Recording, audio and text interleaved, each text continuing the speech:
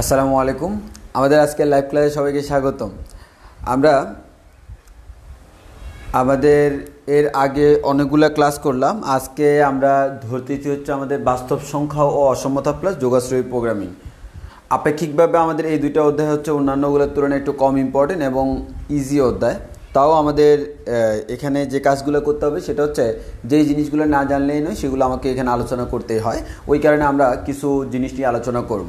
আর mainly আরেকটা কথা বলে রাখি, এই বাস্তব সংখ্যা এবং অসমতা যখন আমি পড়াতে যাব তখন এখানে দেখা যাবে তোমার যেরকম আমরা অন্যান্য অধ্যায়গুলোতে আমরা তো দেখো আমাদের ভার্সিটি প্লাস বিজ্ঞান ও প্রযুক্তি দুইটা টার্গেট করতে গেলে সেখানে অনেক ক্ষেত্রে আমাকে কিছু শর্টকাট আনতে হচ্ছে, অনেক ক্ষেত্রে কিছু স্পেশাল কনসেপ্ট আনতে হচ্ছে। তো আমাদের বাস্তব সংখ্যা এবং অসমতা আর যোগাশ্রয়ী প্রোগ্রামিং এখানে ওইরকম আহামরি কোনো স্পেশাল কনসেপ্ট নাই, যার কারণে ইন্টারমিডিয়েট স্টাইলে আমাদেরকে পড়াইতে হবে। তবে আমাদের কথা হচ্ছে এক কথা ইন্টারমিডিয়েটে যেরকম ম্যাথগুলো আসতো ঠিক সেম টাইপসের আসে, একটু ভিন্নতা আছে।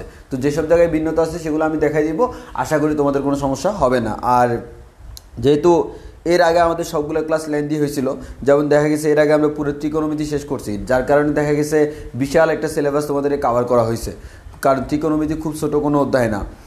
তো সেক্ষেত্রে হচ্ছে আমরা এরপর আবার ক্যালকুলাস ধরবো। আগামী ক্লাস থেকে আমাদের ক্যালকুলাস, অন্তরীকরণ, যোগজীকরণ টানা একসাথে চলবে। অনেকগুলো ক্লাস আমি দিছি, আমার রুটিন অনুযায়ী মেবি ক্যালকুলাসের উপরেই 5টা ক্লাস আছে, কারণ এই ক্যালকুলাস থেকে প্রশ্ন আসবেই এবং মারাত্মক লেভেলে ইম্পর্টেন্ট।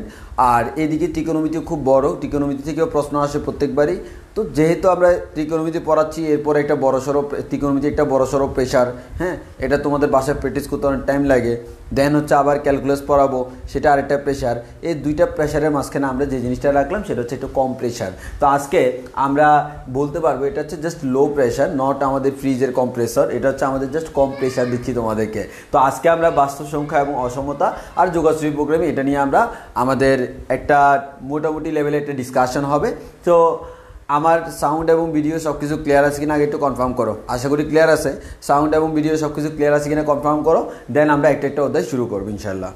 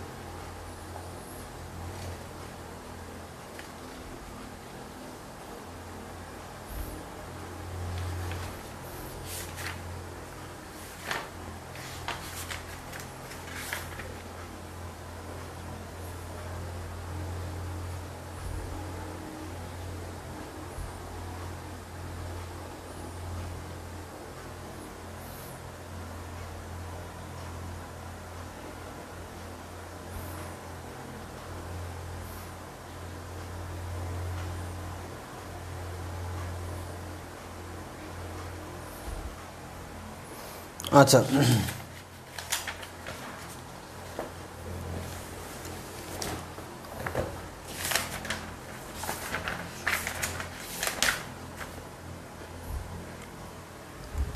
আচ্ছা, সবাই একটু খেয়াল করে দেখি, আমরা একটু দ্রুত আগাবো, কারণ হচ্ছে তোমার আমরা তো যদি দ্রুত না আগাই তাহলে কিন্তু আমরা খুব তাড়াতাড়ি শেষ করতে পারবো না, আমাদের অনেকক্ষণ টাইম লেগে যাবে। তাহলে আমরা শুরু করি। প্রথমত আসি, আমাদের সংখ্যার শ্রেণীবিভাগ আমাকে জানতে হবে। এই সংখ্যার শ্রেণীবিভাগটা খুব বেশি ইম্পর্টেন্ট। তো আমাদের জগতে যতগুলো সংখ্যা আছে, আমরা খুব দ্রুত বলে বলে যাব, কোনো কনফিউশন থাকলে বলবা। জগতের যতগুলো সংখ্যা আছে এদেরকে আমরা সাধারণত দুইটা ভাগে ভাগ করতে পারি। কিছু কিছু সংখ্যা আছে যারা হচ্ছে বাস্তব সংখ্যা, আর কিছু কিছু সংখ্যা আছে যারা হচ্ছে অবাস্তব সংখ্যা। তো আমাদের বাস্তব সংখ্যা কোনগুলা? বাস্তব সংখ্যার ডেফিনেশন যদি আমরা দিই, এভাবে দিব, যে সকল সংখ্যা এক কথায় বলি, যে সকল সংখ্যা, এই সংখ্যাকে যদি আমি বর্গ করি তাহলে আনসারটা হয় ধনাত্মক। মানে কোন একটা সংখ্যাকে বর্গ করলে আনসার যদি ধনাত্মক হয় তাহলে আমরা বলতে পারবো এই সংখ্যাটা হচ্ছে একটা বাস্তব সংখ্যা, এই সংখ্যাটা হচ্ছে একটা বাস্তব সংখ্যা।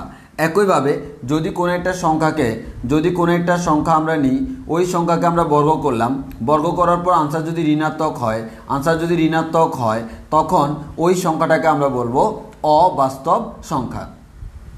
তাহলে আশা করি বুঝতে পারছি বাস্তব সংখ্যা এবং অবাস্তব সংখ্যার পার্থক্যটা। যে আমাদের কোনো একটা সংখ্যা আমাকে দিল, সেটাকে বর্গ করলে আনসার ঋণাত্মক হলে সেটা হচ্ছে অবাস্তব, আর ধনাত্মক হলে সেটা হচ্ছে বাস্তব। ফর এক্সাম্পল, -5 কোন ধরনের সংখ্যা? তাহলে তুমি কি করবা? এই -5টাকে বর্গ করবা। -5টাকে বর্গ করলে আনসার হয়ে হচ্ছে, মাইনাসটাকে স্কোয়ার করলে প্লাস, 5টাকে স্কোয়ার করলে 25, যা আমাদের কেমন? যা আমাদের পজিটিভ। দ্যাট মিনস -5 একটা কেমন ধরনের সংখ্যা? -5 একটা আমাদের বাস্তব সংখ্যা। এবার তোমাকে বলা হলো আমাদের √5 এটা কোন ধরনের সংখ্যা? তাহলে √5 কোন ধরনের সংখ্যা? সিম্পল হিসাব, √5 যেটা আমার আছে তাকে আমরা বর্গ করব। বর্গ করার পর আনসার কেমন আসলো? আমরা জানি রুটকে স্কোয়ার করলে রুটের স্কোয়ারে চলে যায়, তাহলে থাকবে কত? -5। তাহলে এটা কেমন? এটা হচ্ছে নেগেটিভ বা ঋণাত্মক। তাহলে আমরা বলতে পারি এই √5 এটা হচ্ছে আমার একটা অবাস্তব সংখ্যা। এবার আমাকে বলা হলো 3i কোন ধরনের সংখ্যা? তো 3i কোন ধরনের সংখ্যা? সিম্পল হিসাব, আবার আগের মতো আমাদের কি করতে হবে? আমাদের বর্গ করতে হবে। 3i কে যদি আমরা বর্গ করি তাহলে আমরা জানি 3 কে বর্গ করলে 9, i কে বর্গ করলে i স্কয়ারের মান আমরা জানি -1, জটিল সংখ্যায় তোমরা পড়ছো। তাহলে আমরা এখান থেকে পাবো -9, এর মানে যেটা হচ্ছে আমার নেগেটিভ। এর মানে আমরা বলতে পারি তাহলে 3i হচ্ছে আমাদের একটা অবাস্তব সংখ্যা। তাহলে প্রথমে আমরা বুঝে গেলাম ভাইয়া আমাদের বাস্তব সংখ্যা কাকে বলে, অবাস্তব সংখ্যা কাকে বলে। তাহলে আমরা প্রথম ডেফিনেশন হচ্ছে, কোন একটা সংখ্যা যদি আমাকে বাস্তব না অবাস্তব জিজ্ঞেস করে আমি কি করব? আমি যে কাজটা করব তাকে বর্গ করে দিব। বর্গ করলে আনসার যদি কখনো পজিটিভ আসে, দ্যাট মিনস ওই সংখ্যাটাকে আমরা বলতে পারবো বাস্তব সংখ্যা।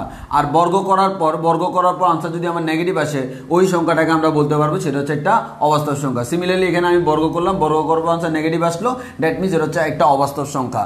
তাহলে সোজা সাপটা হিসাব কি?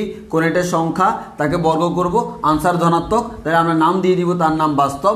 আর যদি কোনো একটা সংখ্যা তাকে আমি বর্গ করব, আনসার ঋণাত্মক, তাকে নাম দিয়ে দিব অবাস্তব। তবে আমাদের প্রকৃতিতে সকল সংখ্যাই আমাদের বাস্তব সংখ্যা, যেগুলো আমরা বাস্তবে ইউজ করি। আর আমাদের এই অবাস্তব সংখ্যা হচ্ছে এগুলা। তো তুমি অবাস্তব সংখ্যা চিনার উপায় জেনে রাখো, রুটের ভিতরে যদি মাইনাস থাকে তারা হচ্ছে অবাস্তব, আর আইওয়ালা, আই মানে হচ্ছে ইমাজিনারি। তোমরা জানো ইমাজিনারি মানে হচ্ছে অবাস্তব।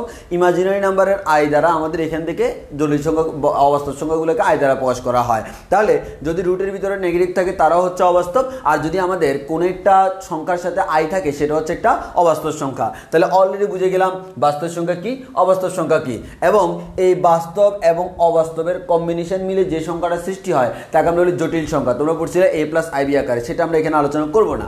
এখন আসো, এই অবাস্তব সংখ্যা যেটা, এটা নিয়ে আমাদের কোনো ক্লাসিফিকেশনস নাই। আমাকে আলোচনা করতে হবে বাস্তবে আমরা যেটা ব্যবহার করি। বাস্তবে কিন্তু আমরা এদেরকে ব্যবহার করি না, আমরা এদেরকে ব্যবহার করি এদেরকে আমরা হয়তো ইঞ্জিনিয়ারিং অনেক কাজে ব্যবহার করি, বাট ইন রেগুলার পারপাস আমরা এই বাস্তব সংখ্যাগুলোকে ব্যবহার করি। এই বাস্তব সংখ্যাকে আমরা এখন ক্লাসিফাই করব।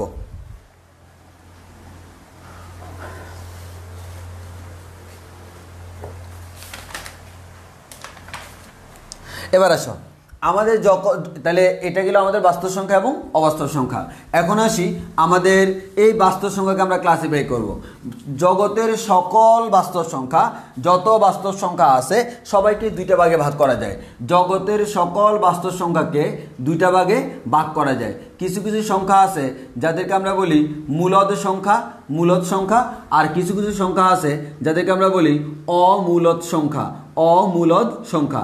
এখন আমার প্রশ্ন আসবে কারা আমার মূলদ কারা আমার অমূলদ। তাহলে আমি আবারও বলতেছি জগতের সকল বাস্তব সংখ্যাকে কয়টা ভাগে ভাগ করা যায়? দুইটা ভাগে। কাউকে বলা হয় মূলদ, কাউকে বলা হয় অমূলদ। মূলদ আমাদের বাস্তব সংখ্যার সেটটাকে আমার প্রকাশ করা হয় আর দ্বারা, হ্যাঁ, ডাবল দাগ দ্বারা বোঝায় সেট। তাহলে আর দ্বারা প্রকাশ করা হয়। মূলদ সংখ্যার সেটটাকে আমার কিউ দ্বারা প্রকাশ করা হয় আর অমূলদ সংখ্যার সেটটাকে কিউ প্রাইম দ্বারা প্রকাশ করা হয়। এগুলো একটু জানতে হবে। এবার আসো মূলদ সংখ্যা অমূলদ সংখ্যা, কাদেরকে আমরা মূলদ বলবো কাদেরকে আমরা অমূলদ বলবো। তাহলে আমরা আগে ডেফিনেশনগুলো দিয়ে দিই। ডেফিনেশনটা কি?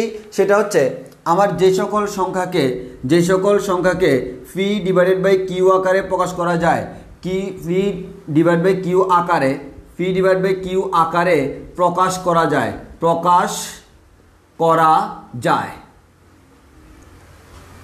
তাহলে আমাদের মূলদ তাদেরকে বলবো যাদেরকে ফি বাই কিউ আকারে প্রকাশ করা যায়, আর অমূলদ তাদেরকে বলবো যাদেরকে ফি বাই কিউ আকারে প্রকাশ করা যায় না, যাদেরকে ফি বাই কিউ আকারে প্রকাশ করা যায় না। জাস্ট কথাগুলো মাথায় গেঁথে রাখো। এবার আসো এখানে ফি বাই কিউ আকারে যে প্রকাশ করা যায়, এখন এই ফি কি কিউ কি এদের উপর কিছু শর্ত আরোপ করতে হবে। তাহলে আসো আমরা সেই শর্তগুলো বলি। শর্তগুলো কি কি?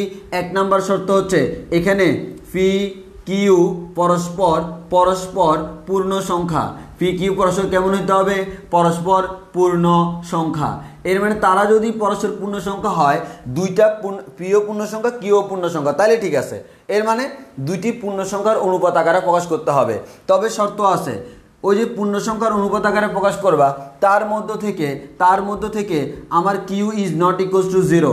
এর মানে কিউ এর মান শূন্য হওয়া যাবে না, কারণ নিচে শূন্য হলে সেটাকে আমরা অসংজ্ঞায়িত বলি, সেটা আমরা সংজ্ঞায়িত করতে পারি না, যার কারণে নিচে শূন্য হওয়া যাবে না।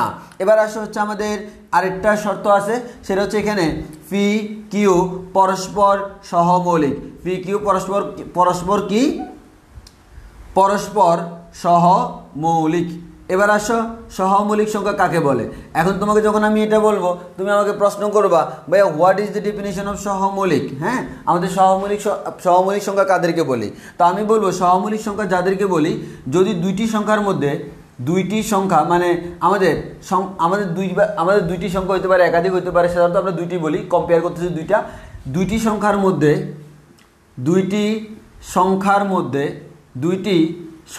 মধ্যে কোনো সাধারণ গুণিতক না থাকলে, সাধারণ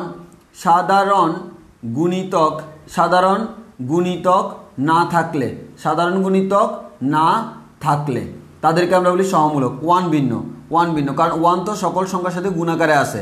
তাহলে গুণিতক মানে তো বুঝতে পারতেছো গুণাকারে আছে। তাহলে ফর এক্সাম্পল 3, 5 এরা কি আমাদের সহমৌলিক কিনা? অবশ্যই সহমৌলিক। কেন? কারণ 3টাকে ভাঙাইলে তুমি 3 into 1 পাচ্ছ, 5টাকে ভাঙাইলে তুমি 5 into 1 পাচ্ছ। দ্যাট মিনস 3 এবং 5-এর মধ্যে 1 বাদে অন্য কোনো সাধারণ জিনিস নাই, কমন জিনিস নাই, যার কারণে 3 এবং 5 পরস্পর সহমৌলিক। একইভাবে আমি যদি বলি ভাইয়া আমাদের যদি এরকম হয় যে 3 এবং 10, এবার দেখো 3কে ভাঙাইলে পাচ্ছি 3 into 1 আর 10কে ভাঙাইলে পাবো 5 into 2 into 1। দেখো এখানে 5, 2, 1, এখানে 3, 1, এদের মধ্যে কোনো সাধারণ গুণিতক নাই। এর মানে আমরা বলতে পারবো এরা হচ্ছে সহমৌলিক। এবার যদি আমরা বলি 6 আর 9, এবার আসো 6কে ভাঙাইলে পাই 3 into 2, 9কে ভাঙাইলে পাচ্ছি 3 into 3 into 1। তাহলে এবার একটু খেয়াল করো, এবার কিন্তু এটা কমন আছে। কি কমন? এই 3টা হচ্ছে কমন। যখন আমাদের একটা গুণিতক কমন, এক বা একাধিক গুণিতক কমন, তখন আমি বলবো এরা সহমৌলিক নয়। তাহলে এদেরকে আমরা সহমৌলিক বলতে পারবো না। বাট 3 এবং 10 পরস্পর সহমৌলিক, 3 এবং 5 পরস্পর সহমৌলিক। তো আমি আমার নিয়মে কি বলি জানো? আমি বলি যে ভাই যদি কখনো তুমি এরকম দেখো কিরকম ভাইয়া, দুইটি সংখ্যা দেওয়া আছে, ডাইরেক্ট ভাগ করে দাও। 3 আর 5 দেওয়া আছে, 3 আর 5কে ভাগ করো, কাটাকাটি যাচ্ছে না, এর মানে সহমৌলিক। 3 আর 10 কাটাকাটি যাচ্ছে ভাইয়া, যাচ্ছে না, সহমৌলিক। 6 আর 9 কাটাকাটি যাচ্ছে, জি ভাইয়া যাচ্ছে, এর মানে সহমৌলিক না। এর মানে এক কথায় তোমার দুইটার মধ্যে কমন জিনিস গুণিতক আকারে থাকলেই তো কাটাকাটি যাবে। এখন তুমি মুখস্থ করে ফেলো দুইটি সংখ্যা, এটা হচ্ছে ডেফিনিশন, এটা হচ্ছে মুখস্থ করবা।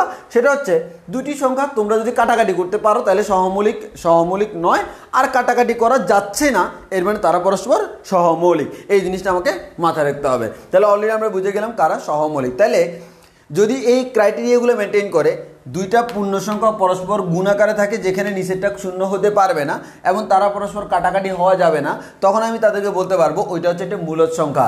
উইথাউট দিস পারপাস আর বাকি যতগুলো সংখ্যা আছে সবাই হচ্ছে অমূলদ সংখ্যা। অর্থাৎ বাস্তব সংখ্যার মধ্যে আমাদের যে সকল বাস্তব সংখ্যাকে এই আকারে প্রকাশ করা যাবে তারাকে আমরা বলবো মূলদ, আর যাদেরকে যাবে না তারা হচ্ছে কি অমূলদ, যাদেরকে যাবে না তারা হচ্ছে কি অমূলদ। তাহলে আমাদের হয় পি বাই কিউ আকারে যে কোনো একটা সংখ্যা নিলাম, এটাকে হয় এই আকারে প্রকাশ করা যাবে অথবা যাবে না, যদি যায় বাস্তব, না গেলে অবাস্তব। এবার আসি আমরা আরেকটু সামনের দিকে আগাই। ওকে, দেন আমরা বুঝে গেলাম এতটুকু। এবার আসি হচ্ছে আমরা মূলদ আর অমূলদের ডেফিনেশন পড়লাম, সহমূলিকের ডেফিনেশন পড়লাম। এখন আসো আমাদের এই মূলদ আর অমূলদ থেকে পরীক্ষার প্রশ্ন অনেক বেশি আসে, ওই কারণে আমি একটু বেশি কথা বলতেছি। তাহলে আসো এবার সিম্পল কথা হচ্ছে আমাদের পি বাই কিউ আকারে যে আমরা প্রকাশ করব, এই পি বাই কিউ আকারে প্রকাশ করার ক্ষেত্রে কী হয় দেখো, পি ডিভাইডেড বাই কিউ আকারে তুমি প্রকাশ করবা, এই দুটো পূর্ণ সংখ্যা। ভাই আমাদের পিও পূর্ণ সংখ্যা, কিউ পূর্ণ সংখ্যা, এখন ওয়ানও তো একটা পূর্ণ সংখ্যা। তাহলে আমাদের দেখা গেছে পি এর মান যাই হোক না কেন, আমাদের কিউ এর মান ওয়ান হলে তো কোনো সমস্যা নাই, না ভাই সমস্যা নাই। তাহলে ওয়ান হলে যদি সমস্যা না থাকে, 5/1 এদের মধ্যে কোনো সাধারণ গুণিতক নাই ওয়ান বাদে।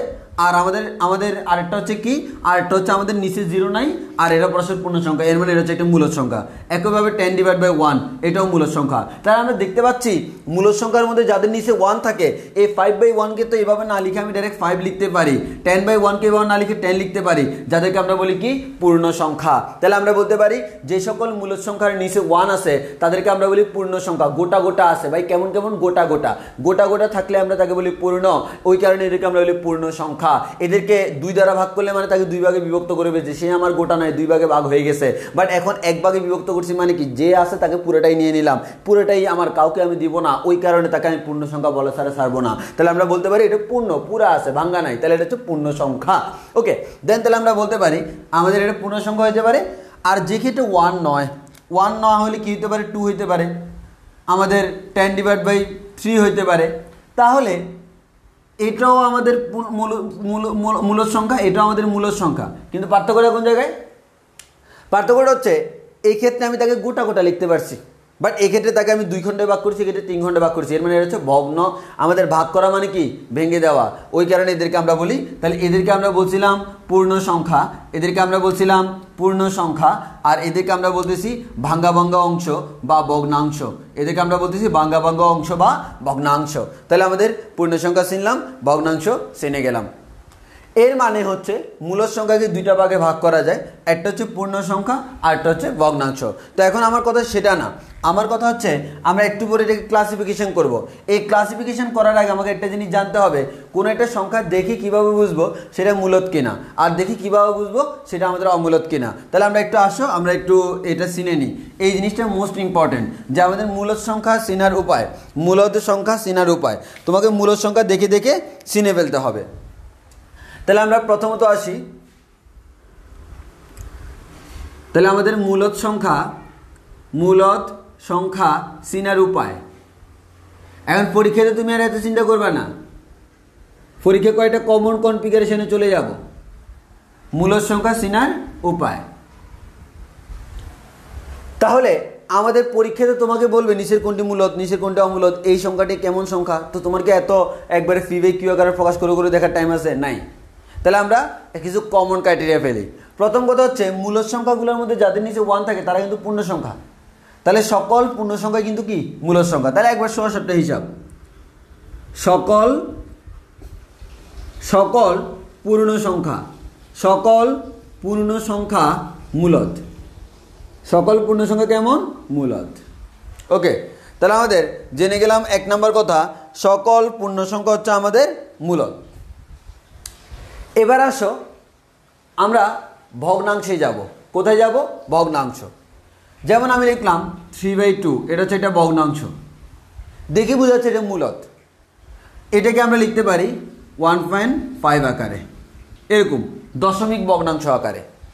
এখন আমরা বলতে পারবো এই দশমিক ভগ্নাংশ আবার অনেক রকম হইতে পারে। আমি বলি এটাকে তো আমরা এভাবে দশমিক ভগ্নাংশ আকারে লিখতে পারি। যদি এভাবে লেখা যায় তাহলে তো আমরা এটা মূলদ সংখ্যা। তাহলে আমার দশমিক ভগ্নাংশ আরেকটু হইতে পারে, দেখো 1.5। সিম্পল হিসাব হচ্ছে এটাকে আমি লিখতে পারি 15/10। কেন? পয়েন্টের জন্য একটা 1 আনলাম, 5-এর জন্য এটা 0। এবার ক্যালকুলেশন করে তুমি 3/2 পাবা। এবার হচ্ছে মূলদ সংখ্যা 1.593, তাও করা যাবে 1593/1000। এভাবে চললো। তাহলে আমি দেখতেছি দশমিকের পরে সংখ্যাগুলো যদি লিমিটেড হয়, তাহলে আমাদের দশমিকের পরে সংখ্যা, এই যে সংখ্যাগুলো যদি লিমিটেড হয়, আর লিমিটেড মানে তাদেরকে আমরা বলি সসীম দশমিক। কি বলি? সসীম দশমিক।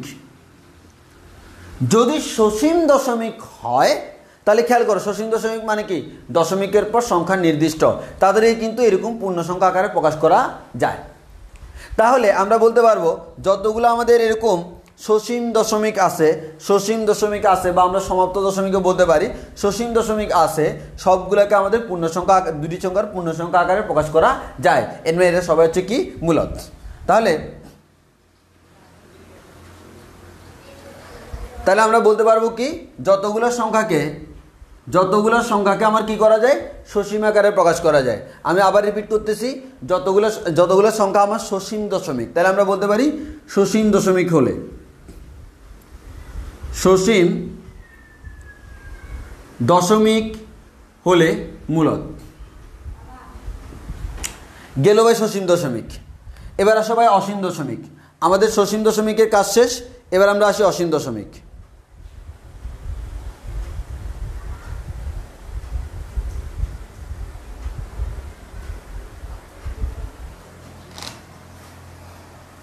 এবার আসো, সসীম দশমিকের কাজ শেষ, এবার হচ্ছে কি? অসীম দশমিক। এখন একটু ভালো করে খেয়াল করে দেখো, আমাদের অসীম দশমিক মানে হচ্ছে দশমিকের পর আমার অনেকগুলো থাকবে। ওকে, তাহলে আমাদের দশমিকের পর যদি অনেকগুলা সংখ্যা থাকে, তাহলে আমরা একটু খেয়াল করে দেখি। দশমিকের পর আছে আমার, মনে করো 3.251671238 এর মানে হচ্ছে এখানে আমার অসীম সংখ্যক আছে, এটা হচ্ছে আমার অসীম দশমিক। এখন দশমিকের পরে যে সংখ্যাগুলো আছে এগুলো কেমন? এলোমেলো। যদি দশমিকের পর সংখ্যাগুলো এলোমেলো হয়, তুমি এটাকে কখনো পূর্ণ সংখ্যার ভগ্নাংশ আকারে প্রকাশ করতে পারবা না। এর মানে দশমিকের পর এলোমেলো দেখলেই তুমি বুঝে যাবা এটাকে পূর্ণ সংখ্যা আকারে প্রকাশ করা যাবে না। দ্যাট মিনস এটা অবশ্যই অমূলদ সংখ্যা। এটা কেমন সংখ্যা? অমূলদ সংখ্যা। আর যদি দেখো দশমিকের পর 3.161616 এভাবে যাচ্ছে, এর মানে হচ্ছে 3 আমরা বলতে পারবো 1 এবং 6 এর পৌনঃপুনিক। যদি পৌনঃপুনিক থাকে এর মানে হচ্ছে একই সংখ্যা বারবার রিপিট করতেছে। তাহলে পৌনঃপুনিকগুলোকে কিন্তু আমরা কি করতে পারি? আমাদের ভগ্নাংশ আকারে প্রকাশ করা যায়। ইভেন এই ধরনের ম্যাথ তোমরা 9-10-এও করছো, যে কোনো একটা পৌনঃপুনিক দেওয়া আছে, বলা হয় যে এটাকে ভগ্নাংশ আকারে প্রকাশ করো, এবং তোমরা ম্যাথ করে এটা করতা। দ্যাট মিনস করা যায়। তাহলে আমরা বলতে পারি এটাকে চাইলে ভগ্নাংশ আকারে প্রকাশ করা যায়। তখন আমি বলবো এই ধরনের সংখ্যাগুলোকে বলা হয় মূলদ সংখ্যা। তাহলে আমরা দেখব, যদি আমাদের পৌনঃপুনিক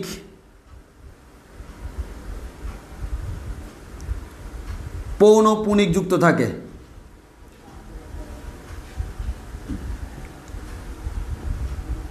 তাহলে মূলদ। এর মানে দশমিক যুক্ত সংখ্যা যেগুলো পৌনঃপুনিক যুক্ত, তারা হচ্ছে কেমন ধরনের সংখ্যা? মূলদের সংখ্যা। এবার আসো, দেন পৌনঃপুনিক যুক্ত সংখ্যা গেল। এবার হচ্ছে আমার কি আছে? এবার হচ্ছে রুটযুক্ত সংখ্যাগুলা। তাহলে রুটযুক্ত যে সংখ্যাগুলো, সেগুলোর ক্ষেত্রে আমরা একটু বিবেচনা করে দেখি তো। তার আগে আমি এই অংশটা একটু মুছে ফেলি। তাহলে রুটযুক্ত যে সংখ্যাগুলো, সেগুলোর ক্ষেত্রে একটু খেয়াল করে দেখো, আমার রুটের ভিতরে যদি আমাদের পূর্ণবর্গ সংখ্যা থাকে,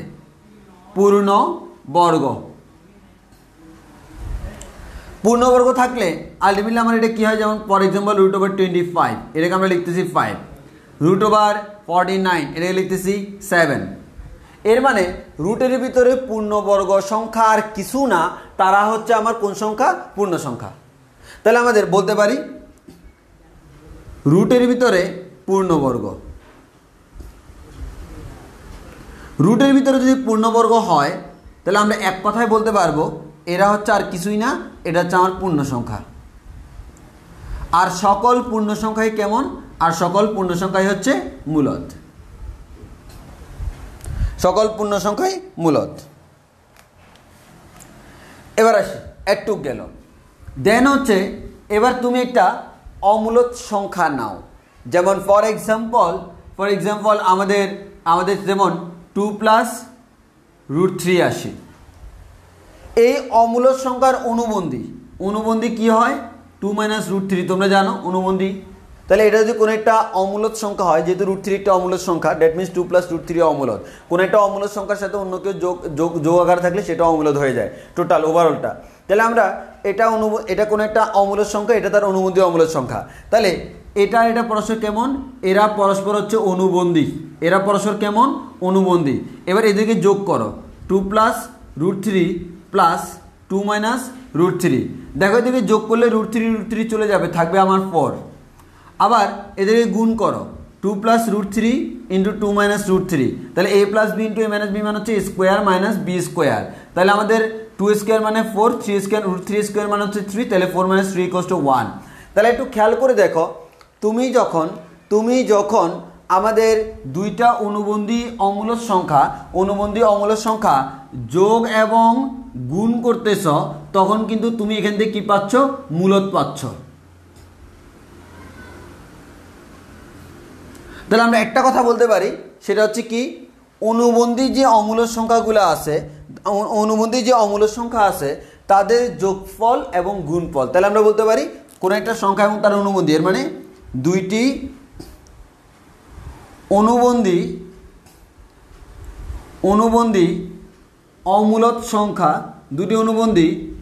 অমূলদ সংখ্যার যোগফল এবং গুণফল মূলদ হবে। আমাদের বিয়োগফল এবং ভাগফল মূলদ হয় না, তারা অমূলদ হয়, ওই কারণে আমি শুধু এটা লিখছি। তাহলে এটা হচ্ছে আমাদের কি মূলদ সংখ্যা চিনার উপায়। আর যদি তুমি মূলদ সংখ্যা চিনে যাও, মূলদ সংখ্যা বাদে বাকি সবাই কেমন? অমূলদ। তাহলে আমরা একটা কথা বলতে পারি, এগুলো দেখে আমরা বুঝে যাব কোন একটা সংখ্যা যদি পূর্ণ সংখ্যা, বুঝেই বলবে যে হচ্ছে মূলদ। আর যদি কোনো একটা, আমাদের সংখ্যা তো দুই ধরনের হতে পারে, হয় পূর্ণ সংখ্যা নয় দশমিক। পূর্ণ সংখ্যা হলে তো মূলদ সংখ্যা, দশমিক হলে আমি এটা দেখবো এটা কি সসীম নাকি অসীম। যদি সসীম দশমিক হয় তাহলে মূলদ, অসীম দশমিক হলে এবার আমি দেখবো দশমিকের পর সংখ্যাগুলো কি এলোমেলো নাকি এলোমেলো নয়। যদি আমার এলোমেলো হয় তাহলে আমরা বলতে পারবো সেটা হচ্ছে অমূলদ সংখ্যা। আর যদি এলোমেলো না হয়, পৌনঃপুনিক হয়, সেটা হচ্ছে মূলদ সংখ্যা। এরপর আমরা দেখবো হচ্ছে ভাইয়া রুটের ভিতরে কোনো পূর্ণবর্গ আছে কিনা। রুটের ভিতরে পূর্ণবর্গ সংখ্যা মানেই হচ্ছে পূর্ণ সংখ্যা, দ্যাট মিনস মূলদ সংখ্যা। আর আমরা দেখবো দুইটি অনুবন্ধী অমূলদ সংখ্যা, তাদেরকে যদি যোগ অথবা গুণ করা হয় তখন তারা কিন্তু পরস্পর কি সংখ্যা? তারা হচ্ছে আমাদের মূলদ সংখ্যা। এই কথাগুলো আমাকে মাথায় রাখতে হবে। এতটুকু মাথায় রাখলে দেখবা এবার যে কোনো প্রশ্ন তুমি পারবা। এবার আমাকে একটা প্রশ্নের আনসার দাও। ফাই মূলদ নাকি অমূলদ? ই মূলদ নাকি অমূলদ? ফাই এবং ই এই দুইটা মূলদ সংখ্যা নাকি অমূলদ সংখ্যা? একটু আমাকে কমেন্টে বলো। ফাই এবং ই মূলদ নাকি অমূলদ সংখ্যা?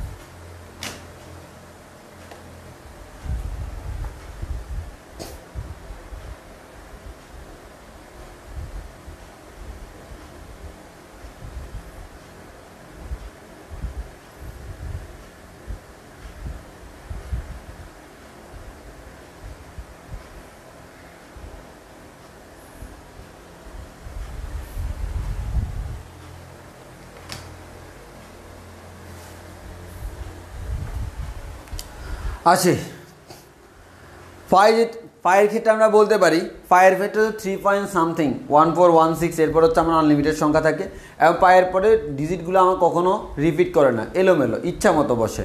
ওই কারণে ফাইকে আমরা বলতে পারবো এটা হচ্ছে একটা অমূলদ সংখ্যা। অনেকে তোমাদেরকে বলবে ফাইকে তো আমাদের 22/7 আকারে প্রকাশ করা যায়। দেখো 22/7 আকারে প্রকাশ করা যায় না, পায়ের মানটা হচ্ছে 22/7 কাছাকাছি, এমন না যে পায়ের মান এটা। সো তুমি এটাকে এভাবে লিখতে পারবে না, এটা হচ্ছে কাছাকাছি, ওই কারণে লেখা যাবে না। তাহলে আমার কথা হচ্ছে ফাইকে আসলে কখনো এভাবে প্রকাশ করা যায় না। একইভাবে ই এক্সপোনেনশিয়ালি 2.718 এরপর ইচ্ছা মতো থাকে, তাহলে আমরা বলতে পারি ফাই এবং ই এই দুইটা হচ্ছে আমার অমূলদ সংখ্যা। আমাদের কি অমূলদ সংখ্যা, একটু মাথায় রাখতে হবে। এবার আসি, আমি এতক্ষণ পর্যন্ত মূলদ এবং অমূলদ নিয়ে অনেক কথা বললাম, তার একটাই কারণ এই জিনিসগুলো পরীক্ষায় বেশি আসে। তো আমরা এখন তোমাদেরকে যে কাজটা করবো সেটা হচ্ছে মূলদ এবং অমূলদের যে প্রশ্নগুলো পরীক্ষা আসছে সেই প্রশ্নগুলো দেখাবো, কারণ হচ্ছে এই টপিক থেকে সবচেয়ে বেশি প্রশ্ন আসে মূলদ এবং অমূলদ থেকে। তো আমি তোমাদের কয়েকটা প্রশ্ন দেখালে আশা করি কনসেপ্টগুলো ক্লিয়ার হবে।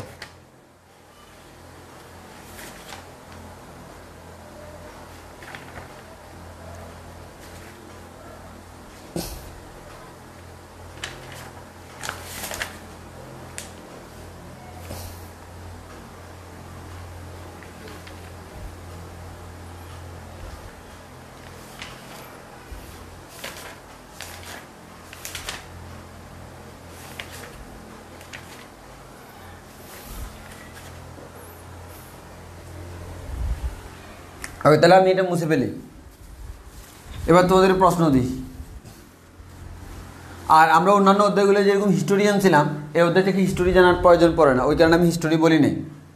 বাট আমরা যখন আমরা ক্যালকুলেশনে যাবো তখন দেখবো ঠিকই আমার হিস্টোরির প্রয়োজন পড়ে।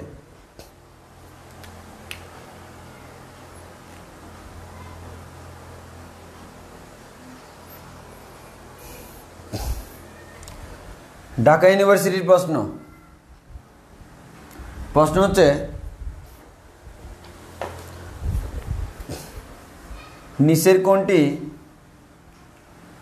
নিচের কোনটি অমূলদ সংখ্যা নয়? অমূলদ সংখ্যা নয়। ও, তোমাদেরকে আরেকটা কথা বলে রাখি, যে কোনো মৌলিক সংখ্যার যে কোনো বর্গমূল নাও না কেন, মৌলিক সংখ্যার যে কোনো বর্গমূল নাও না কেন, সেটা হচ্ছে আমার একটা অমূলদ সংখ্যা। অর্থাৎ কোনো একটা মৌলিক সংখ্যা, যেমন মনে করো তুমি মৌলিক সংখ্যার উপরে রুট দিলা, মৌলিক সংখ্যার উপরে থ্রাইস রুট ওভার দিলা, মৌলিক সংখ্যার উপরে ফোর্থ রুট ওভার দাও, হোয়াট এভার, এই সংখ্যাটা সবসময় কেমন? অমূলদ সংখ্যা, অমূলদ। তাহলে এটা একটু আমাকে মাথায় রাখতে হবে। হ্যাঁ, আমাদের মৌলিক সংখ্যার উপরে যে কোনো বর্গমূল থাকলে সেটা হচ্ছে আমার কি, সেটা হচ্ছে আমাদের সবসময় একটা অমূলদ সংখ্যা। এখন আসো নিচের কোনটি অমূলদ সংখ্যা নয় বলছে। তো আমরা অপশানগুলো দিয়ে দিই। অপশানগুলো দিলে এ হচ্ছে 0.101010100001। আচ্ছা, বিতে বললো 0.1011011101। সিতে বললো √11। ডিতে বললো হচ্ছে পাই।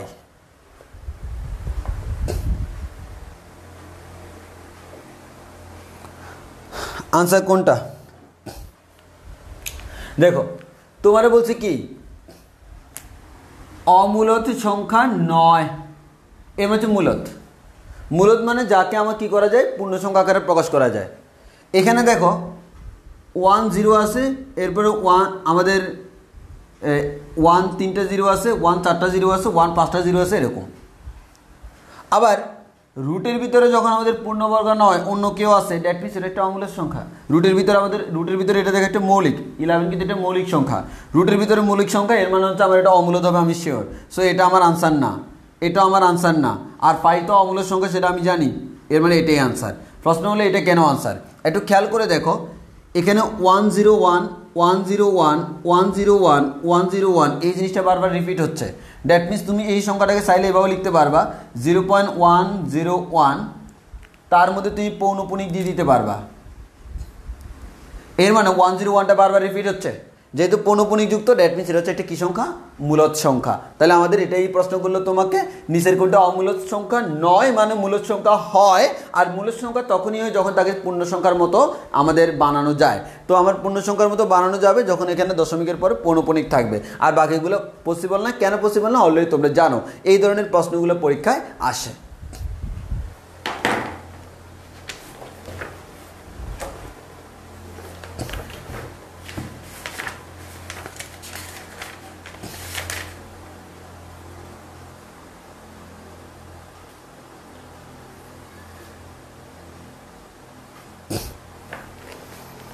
তারপরে সাস্টে একটা প্রশ্ন আসছিল, এটাই স্যার আমরা একটু দেখাই দিই, ওই প্রশ্নটা সাস্টের প্রশ্নটা দেখাই দিই।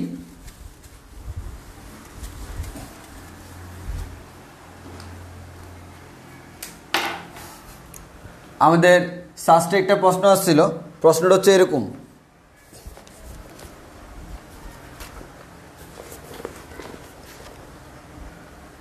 থ্রি 2.8787 মাইনাস √2 √2 এদের মধ্যে কোনটি অমূলদ? এদের মধ্যে কোনটি অমূলদ? অপশন ক খ গ কত লেখা আছে, প্রথমটি, দ্বিতীয়টি, তৃতীয়টি, চতুর্থটি। এই প্রথমটি, দ্বিতীয়টি, তৃতীয়টি, চতুর্থটি। প্রশ্ন হলো এদের মধ্যে কোনটি অমূলদ। তাহলে আমাদের এখন তোমাকে আনসার দিতে হবে এদের মধ্যে কোনটি অমূলদ। তুমি একটু ভালো করে খেয়াল করে দেখো, 3 পূর্ণ সংখ্যা এর মানে মূলদ, দশমিকের পরের সংখ্যা সসীম এর মানে মূলদ, রুটের ভিতরে নেগেটিভ আছে এর মানে এটা তো আমার মূলদ অমূলদ বাদ, এটা ডাইরেক্ট অবাস্তব সংখ্যা। এটা কি অবাস্তব সংখ্যা। সো তোমার মূলদ আসবে যখন সেই বাস্তব সংখ্যা, বাস্তব সংখ্যা মূলদ হতে পারে অমূলদ হতে পারে, অবাস্তব বলে সেখানে মূলদ অমূলদ কিচ্ছু নাই। সো আমার এটাই আনসার। কেন? √2 একটি অমূলদ সংখ্যা। সো √2 যদি অমূলদ সংখ্যা হয় তার সাথে -1 গুণাকার আছে, সেটা একটা অমূলদ সংখ্যা। দ্যাট মিনস এটাই হচ্ছে আমার আনসার, এটাই হচ্ছে আমার অমূলদ। এটা আমার সাস্টে আসছিল 6-7 সালে। তাহলে আশা করি বুঝতে পারছো কেন আমরা এতক্ষণ বকবক করলাম।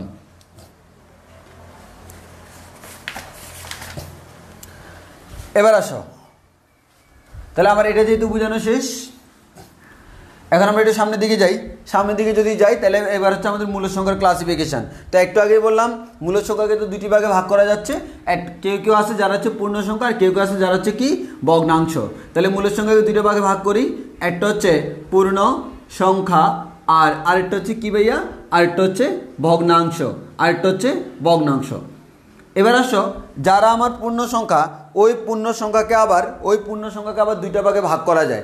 ওই পূর্ণ সংখ্যা, ফর এক্সাম্পল পূর্ণ সংখ্যা আমরা যদি বলি এরকম -∞ থেকে শুরু করে -3 -2 -1 0 1 2 3 এটসেট্রা, এটা সবগুলো পূর্ণ সংখ্যা, শুধু পূর্ণগুলো নিচ্ছি।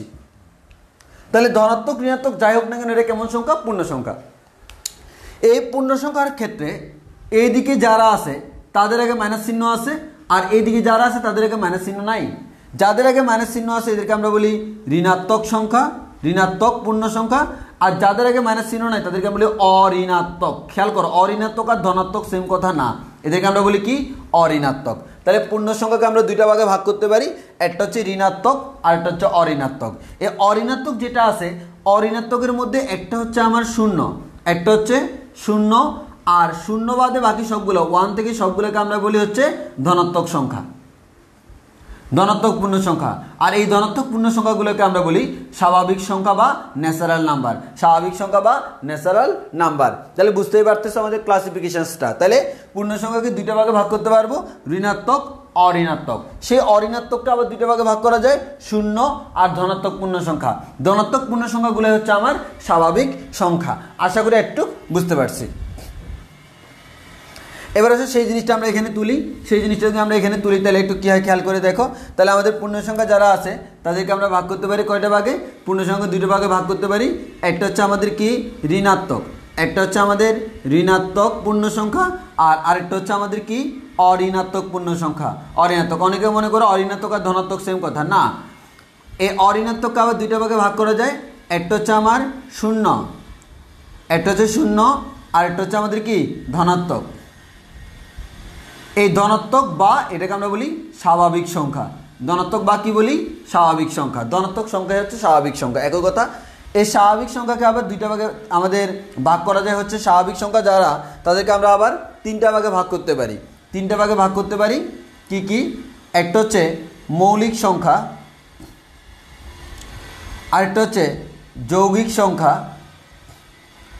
আরেকটা হচ্ছে একক সংখ্যা, একক সংখ্যা। তো আমার প্রশ্ন হলো, তাহলে আমরা আশা করি বুঝতে পারছি যে পূর্ণ সংখ্যা কোনগুলা, ঋণাত্মক সংখ্যা কোনগুলা, অঋণাত্মক কোনগুলা। অঋণাত্মক দুটো ভাগ হলো শূন্য বা এগুলো হচ্ছে স্বাভাবিক। এই স্বাভাবিক 1 2 3 4 5 6 7 8 আমরা স্বাভাবিক সংখ্যার সেটকে আমরা n দ্বারা প্রকাশ করি, ন্যাচারাল নাম্বার। হ্যাঁ, এখন এই ন্যাচারাল নাম্বারগুলোর মধ্যে আবার তিনটা ক্লাসিফিকেশনস আছে। একটা হচ্ছে স্পেশাল নাম্বার, যেটা হচ্ছে 1, ওয়ানকে আমরা একক সংখ্যা বলি, আর বাকি হচ্ছে মৌলিক আর যৌগিক।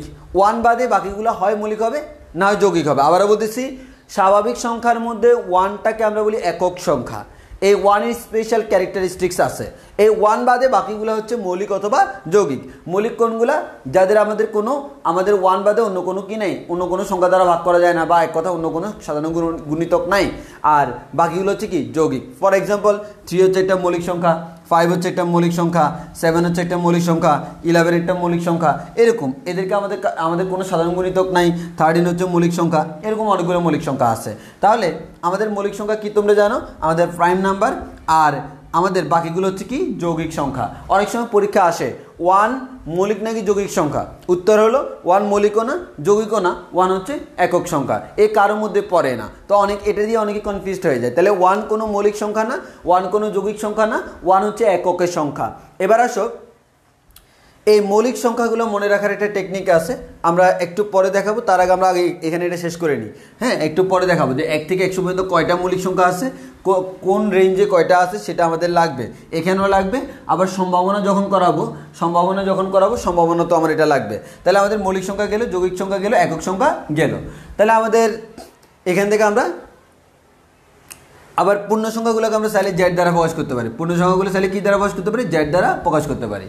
তাহলে আমরা বলতে পারি আর এর উপসেট হচ্ছে আমাদের কিউ, কিউ এর একটা উপসেট হচ্ছে জেড, জেড এর একটা উপসেট হচ্ছে এন, এন এর একটা উপসেট হচ্ছে পি। তাহলে আমরা এদেরকে এভাবে প্রকাশ করতে পারি, P N Z Q R. মানে মুখস্থ রাখার সুবিধার্থে হচ্ছে কি, আমরা এবার মুখস্থ করে ফেলবো এই সিরিয়ালটা, P N Z Q R. এটা মুখস্থ করতে পারলে সুবিধা হচ্ছে কি, প্রাইম নাম্বার বা মৌলিক সংখ্যা কার উপসেট? ন্যাচারাল নাম্বার বা স্বাভাবিক সংখ্যা। সেটা কার উপসেট? পূর্ণ সংখ্যা। সেটা কার উপসেট? মূলদ সংখ্যা। সেটা কার উপসেট? বাস্তব সংখ্যা। তাহলে আমরা বলতে পারবো সকল প্রাইম নাম্বার হচ্ছে বাস্তব সংখ্যা, সকল প্রাইম নাম্বার হচ্ছে মূলদ সংখ্যা, সকল প্রাইম নাম্বার হচ্ছে পূর্ণ সংখ্যা, সকল প্রাইম নাম্বার হচ্ছে স্বাভাবিক সংখ্যা। এবার আমরা বলতে পারবো সকল বাস্তব সংখ্যা মূলদ সংখ্যা, পূর্ণ সংখ্যা, সকল বাস্তব সংখ্যা স্বাভাবিক সংখ্যা, সকল স্বাভাবিক সংখ্যা হচ্ছে মূলদ সংখ্যা, সকল স্বাভাবিক সংখ্যা হচ্ছে বাস্তব সংখ্যা। এভাবে তোমরা বলতে পারবে, এখান থেকেও বলা যায়। এখন আসি তোমাদেরকে একটা প্রশ্ন করি, যেমন এখানে আছে কিউ আর কিউ প্রাইম। তো পরীক্ষা অনেক সময় প্রশ্ন আসে, কিউ যদি মূলদ সংখ্যার সেট হয়, কিউ প্রাইম যদি অমূলদ সংখ্যার সেট হয়, তাহলে দুইটা জিনিসের আমাকে আনসার দাও। একটা হচ্ছে এদের ইউনিয়ন কত হবে, আরেকটা হচ্ছে এদের ইন্টারসেকশন কত হবে। যদি আমি মূলদ সংখ্যার, বুঝতে পারছো এটা হচ্ছে সেট, তাহলে কিউ যদি মূলদ সংখ্যার সেট হয় আর কিউ প্রাইম যদি অমূলদ সংখ্যার সেট হয়, তাদের ইউনিয়ন কি হবে আর তাদের ইন্টারসেকশন কি হবে? তাদের ইউনিয়ন কি হবে, তাদের ইন্টারসেকশন কি হবে? তোমরা জানো ইউনিয়ন মানে কি? কমন আনকমন সব। আর ইন্টারসেকশন মানে কি? আমাদের শুধু কমন অংশ। খেয়াল করে দেখো, আমাদের বাস্তব সংখ্যাকে আমরা দুইটা ভাগে ভাগ করছি, মূলদ এবং অমূলদ। কোনো একটা সংখ্যা যদি তুমি নাও, সে হয় মূলদ হবে না হয় অমূলদ হবে, সেটা কখনো এট এ টাইম দুইটা হবে না। এর মানে মূলদ এবং অমূলদের মধ্যে কমন কোনো কিছু নাই। কোনো একটা স্পেসিফিক বাস্তব সংখ্যা সে হয় মূলদ না হয় অমূলদ, এছাড়া বাইরে একসাথে দুইটা হওয়ার চান্স নাই। এর মানে মূলদ এবং অমূলদের মধ্যে কমন কোনো কিছু আছে নাই, এর মানে এটা হচ্ছে ফাঁকা সেট। আর যদি বলি মূলদ অথবা অমূলদ, এর মানে যে কোনো একটা হইলে হচ্ছে ইউনিয়ন, কমন আনকমন সব। এই মূলদ অমূলদ সবগুলো মিলে যেটা হয় তাকে বলি কি? বাস্তব। ওই কারণে এটাকে আমরা বলি রিয়েল নাম্বার। তাহলে এই দুইটা আমাদের লাগতে পারে, যে মূলদ এবং অমূলদ, ইউনিয়ন মানে হচ্ছে কমন আনকমন সব। তাহলে মূলদ এবং অমূলদের কমন আনকমন সব নিয়ে হয় বাস্তব। আর এদের মধ্যে কমন কিছু তো নাই, কমন কিছু নাই মানে হচ্ছে তাদের ইন্টারসেকশন হচ্ছে ফাঁকা সেট। এটা আমাদের জন্য খুব বেশি ইম্পর্টেন্ট। এই জিনিসগুলো তোমাকে একটু মাথায় রাখতে হবে। এবার আসে 1 থেকে 100 পর্যন্ত মৌলিক সংখ্যা কয়টি আছে, কোন রেঞ্জে কয়টি আছে সেটা মনে রাখার একটা টেকনিক শিখাচ্ছি। আশা করি একটু সবার ক্লিয়ার। তার আগে একটা কথা বলে রাখি,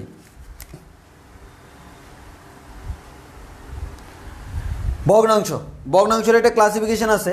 ভগ্নাংশকে আমরা বলতে পারি ভাইয়া, ভগ্নাংশগুলো হইতে পারে, এটা হচ্ছে আমাদের প্রকৃত ভগ্নাংশ হইতে পারে, অপ্রকৃত ভগ্নাংশ হইতে পারে, অপ্রকৃত, আরেকটা হইতে পারে মিশ্র ভগ্নাংশ, আরেকটা হইতে পারে আমাদের দশমিক ভগ্নাংশ।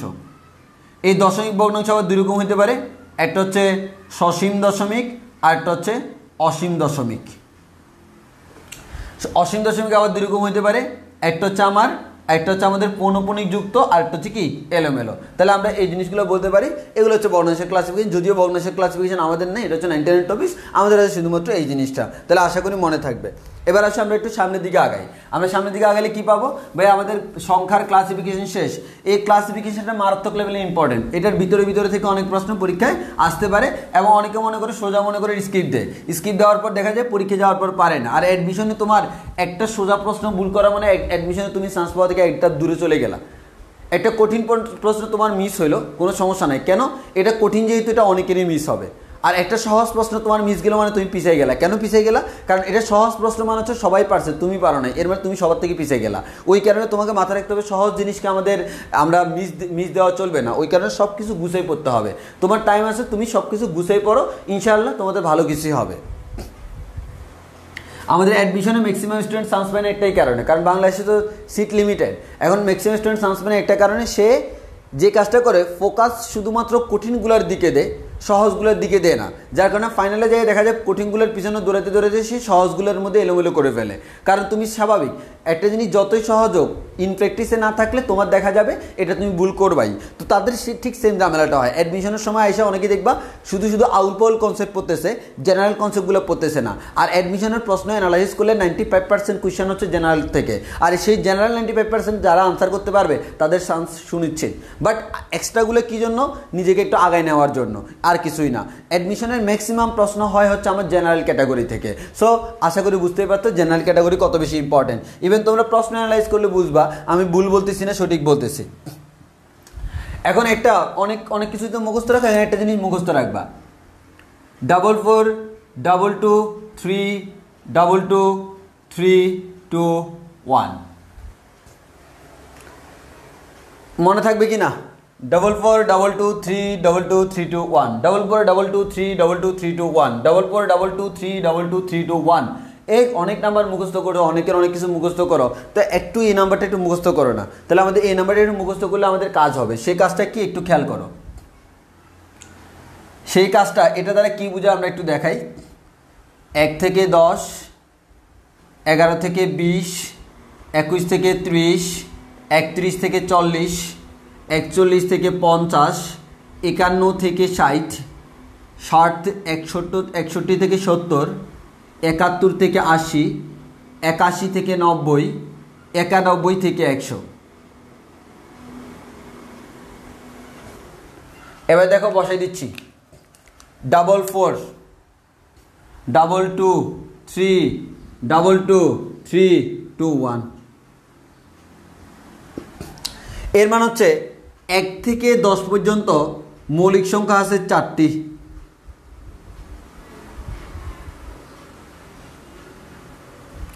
আশা করি বাকিটা বুঝতে পারতেছ।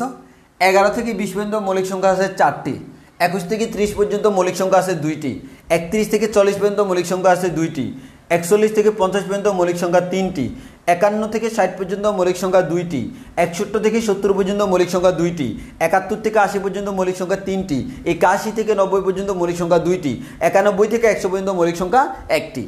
এবার প্রশ্ন আসতে পারে 1 থেকে 100 পর্যন্ত মৌলিক সংখ্যা কয়টি? হিসাব করে দেখো তো। 4 4 দ্বারা 8, 8 এ 4 12, 12 আর 3 হচ্ছে 15, 15 আর 4 হচ্ছে 19, 19 আর 3 হচ্ছে 19 আর 3 হচ্ছে 22, 22 আর 2 হচ্ছে 24, 24 এর 25।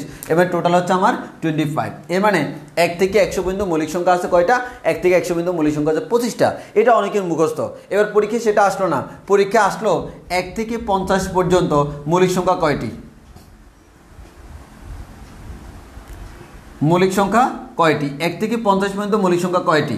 এবার অনেকের মধ্যে দেখা যাবে আমাদের 1 থেকে 100 পর্যন্ত ছোটকাল থেকে মুখস্থ করে আসছে 25টি, কিন্তু 1 থেকে 50 পর্যন্ত কয়টি আছে সেটা মুখস্থ জানি না। 25কে 2 দ্বারা ভাগ করলে 12.5, এটাও তো হইতে পারে না। তাহলে আসো আমরা হিসাব করে দেখি। 50 পর্যন্ত হচ্ছে এতটুকু, তাহলে আমাদের কত? 4 4 দ্বারা 8, 8 8 9 10 11 12 13 14 15টা। তাহলে এতটুকু পর্যন্ত আছে কয়টা? 15টি। এর পরীক্ষা আসলো 51 থেকে 100 পর্যন্ত কয়টি? 2 4 4 3 কত? 4 3 7 8 9 10টি। তাহলে আমার কথা হচ্ছে এবার তোমাকে বলা হলো পরীক্ষায় 21 থেকে 70 পর্যন্ত কয়টি হিসাব করে পেলো?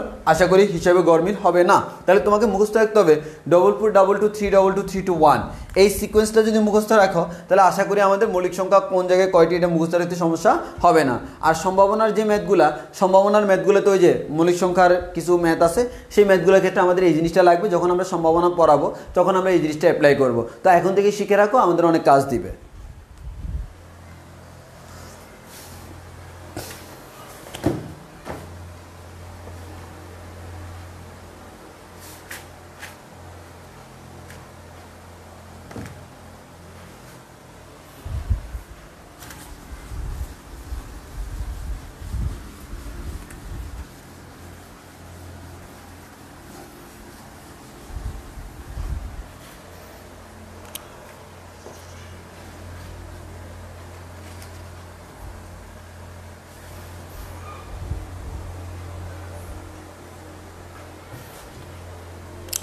এবার আসি আমাদের আরেকটা ইম্পর্টেন্ট কনসেপ্ট, সেটা হচ্ছে বাস্তব সংখ্যার স্বীকার্য। এটা আমাদের খুব বেশি কাজে লাগে।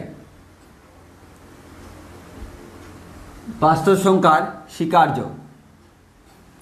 তো বাস্তব সংখ্যার স্বীকার্যগুলো একটু ভালো করে খেয়াল করে দেখি। বাস্তব সংখ্যার স্বীকার্যগুলো আমাদের জানি, আমাদের টোটাল বাস্তব সংখ্যার স্বীকার্য হচ্ছে দুই ধরনের, একটা হচ্ছে যোগের স্বীকার্য আর একটা হচ্ছে গুণের স্বীকার্য। তাহলে আমরা এটাকে আমরা এটা ষাট আকারে দিয়ে দিই, তাহলে আমাদের সুবিধা হবে। একসাথে পড়ে ফেলবো।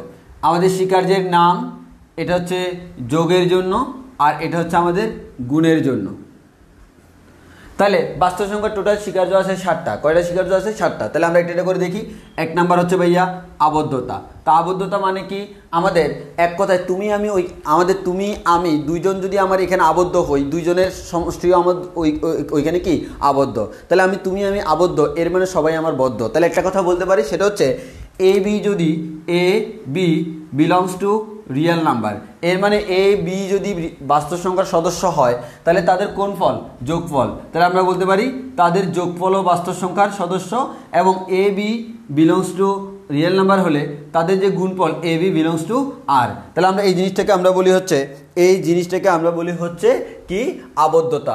যদি যোগ হয় তাহলে যোগের আবদ্ধতা, গুণ হলে গুণের আবদ্ধতা। তাহলে আমরা আবার বুঝতে পারলাম এ এবং বি যদি দুইটা আমাদের বাস্তব সংখ্যা হয় তাহলে তাদের যোগফল একটা বাস্তব সংখ্যা, তাদের গুণফল একটা বাস্তব সংখ্যা।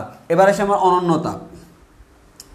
অনন্য মানে কি? অনন্য মানে হচ্ছে একই। তাহলে আমাদের এক কথায় কি বলা হলো? এ বি সি যদি আমাদের বিলংস টু আর হয়, এবার বলা হলো আমাদের এ ইকুয়ালস টু যদি আমাদের বি হয়, এ আর বি আমার মনে করো সমান। এখন যদি আমি উভয় পাশে সি দ্বারা যোগ করি তাহলে আমাদের কোনো সমস্যা নাই। তাহলে উভয় পাশে আমি সি দ্বারা যোগ করলাম মানে কি? একই জিনিস যোগ করলাম। অনন্য মান হচ্ছে একই, তাহলে উভয় পাশে একই জিনিস যোগ করলে কোনো সমস্যা নাই, আবার উভয় পাশে একই জিনিস গুণ করলেও কোনো সমস্যা নাই। তাহলে আমাদের এটা হচ্ছে যোগের অনন্যতা, আর এটা হচ্ছে আমাদের গুণের অনন্যতা। তাহলে আশা করি বুঝতে পারলাম অনন্যতা কি? একই জিনিস যোগ দেওয়া। অনেক সময় আসতে পারে এটা কোন বিধি, এটা হচ্ছে অনন্যতা বিধি। সো কোন বিধি সেটা আমাকে বলতে হবে। পরীক্ষা যায় যদি তুমি বলো বিধি তুমি বলে দাও আমি কার, হ্যাঁ, তো তখন তো আর হবে না। তোমাকে বিধিটা আগে থেকে জানতে হবে। কার এখানে পরীক্ষা যায় তুমি ইচ্ছা মতো গান গাইলেও কাজ হবে না, সেখানে শাবনুরা এসে তোমাকে বলবে না যে তুমি তার, হ্যাঁ। তো সেক্ষেত্রে তোমাকে যে কাজটা করতে হবে, তোমাকে বিধিগুলো ঠিক সুন্দরভাবে জেনে রাখতে হবে। তাহলে আর তোমার সেখানে যাইয়া ওই বিধিগুলো জিজ্ঞেস করতে হবে না, গান গাইতে হবে না। এবার হচ্ছে আমাদের গেল অনন্যতা। এবার আসবে বিনিময় যোগ্যতা।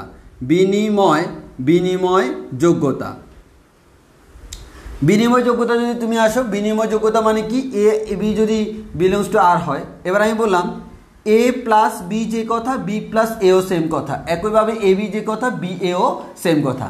এর মানে তুমি তাদেরকে যোগ করতেছ, যাদেরকে যোগ করতেছ তাদেরকে বিনিময় করে দাও। বিনিময় মানে কি? তুমি আসো আমার জায়গায়, আমি গেলাম তোমার জায়গায়, দুইজনে হয়ে গেলাম আমাদের বিনিময়। তাহলে আমাদের এই যে বিনিময়, একজন আরেকজনকে দিয়ে দিল, আমারটা তোমাকে দিয়ে দিলাম, তোমারটা আমাকে দিয়ে দিলাম, দ্যাট মিনস স্থান। তাহলে আমাদের এটা বি এর স্থানে গেল, বিটা এ স্থানে আসলো। তাহলে এ বি এর স্থানে গেল, বিটা এ স্থানে আসলো, তাহলে এ প্লাস বিটা বি প্লাস এ হয়ে গেল। দ্যাট মিনস এর মানে এই নয় যে তার মানটা চেঞ্জ হয়েছে। তার মান যেহেতু চেঞ্জ হয় নাই, আমরা বলতে পারবো এটাকে আমরা বলি বিনিময় যোগ্যতা। এর মানে তুমি এভাবে বিনিময় করলে সমস্যা হবে না। সিমিলারলি তুমি যদি গুণের ক্ষেত্রে বিনিময় করো, সেক্ষেত্রেও কোনো সমস্যা নাই।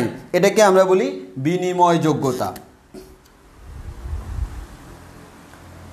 এবার আমরা আসবো হচ্ছে ভাইয়া সংযোজন যোগ্যতা। এবার হচ্ছে সংযোজন যোগ্যতা। সংযোজন যোগ্যতা সংযোজন যোগ্যতা যদি আসি, মনে করে A B C belongs to হচ্ছে আর, তাহলে আমরা বলি A plus B plus C যে কথা, এ প্লাস বি প্লাস সিও সেম কথা, এ বি সি যে কথা এ বি সিও সেম কথা। হ্যাঁ, এটা কোন ধরনের কথা? কোনো কথা না। তুমি যদি এ এবং বিকে যোগ করে তারপর যায়, আমরা জানি ব্র্যাকেটের কাজ আগে করতে হয়, এর মানে এ এবং বিকে সংযুক্ত করে তার সাথে সিকে যুক্ত করো, এটা যে কথা। তুমি বি এবং সিকে সংযুক্ত করে তার সাথে এ যোগ করো, সেম কথা, এটাকে আমরা বলি সংযোজন যোগ্যতা। সিমিলারলি এটা যে কথা এটাও সেম কথা। তাহলে আমরা বুঝে গেলাম হচ্ছে একটা হচ্ছে যোগের সংযোজন যোগ্যতা আর একটা হচ্ছে গুণের সংযোজন যোগ্যতা। তাহলে আবদ্ধতা, অনন্যতা, বিনিময় যোগ্যতা, সংযোজন যোগ্যতা 4টা পাইলাম। এবার আর 3টে বাকি আছে। তাহলে এবার আমরা পড়বো হচ্ছে বন্টন যোগ্যতা। তাহলে এগুলো আমরা মুছে ফেলি, আমাদের এই 4টা আমাদের পড়া শেষ, এখন আমরা এগুলো মুছে ফেলি।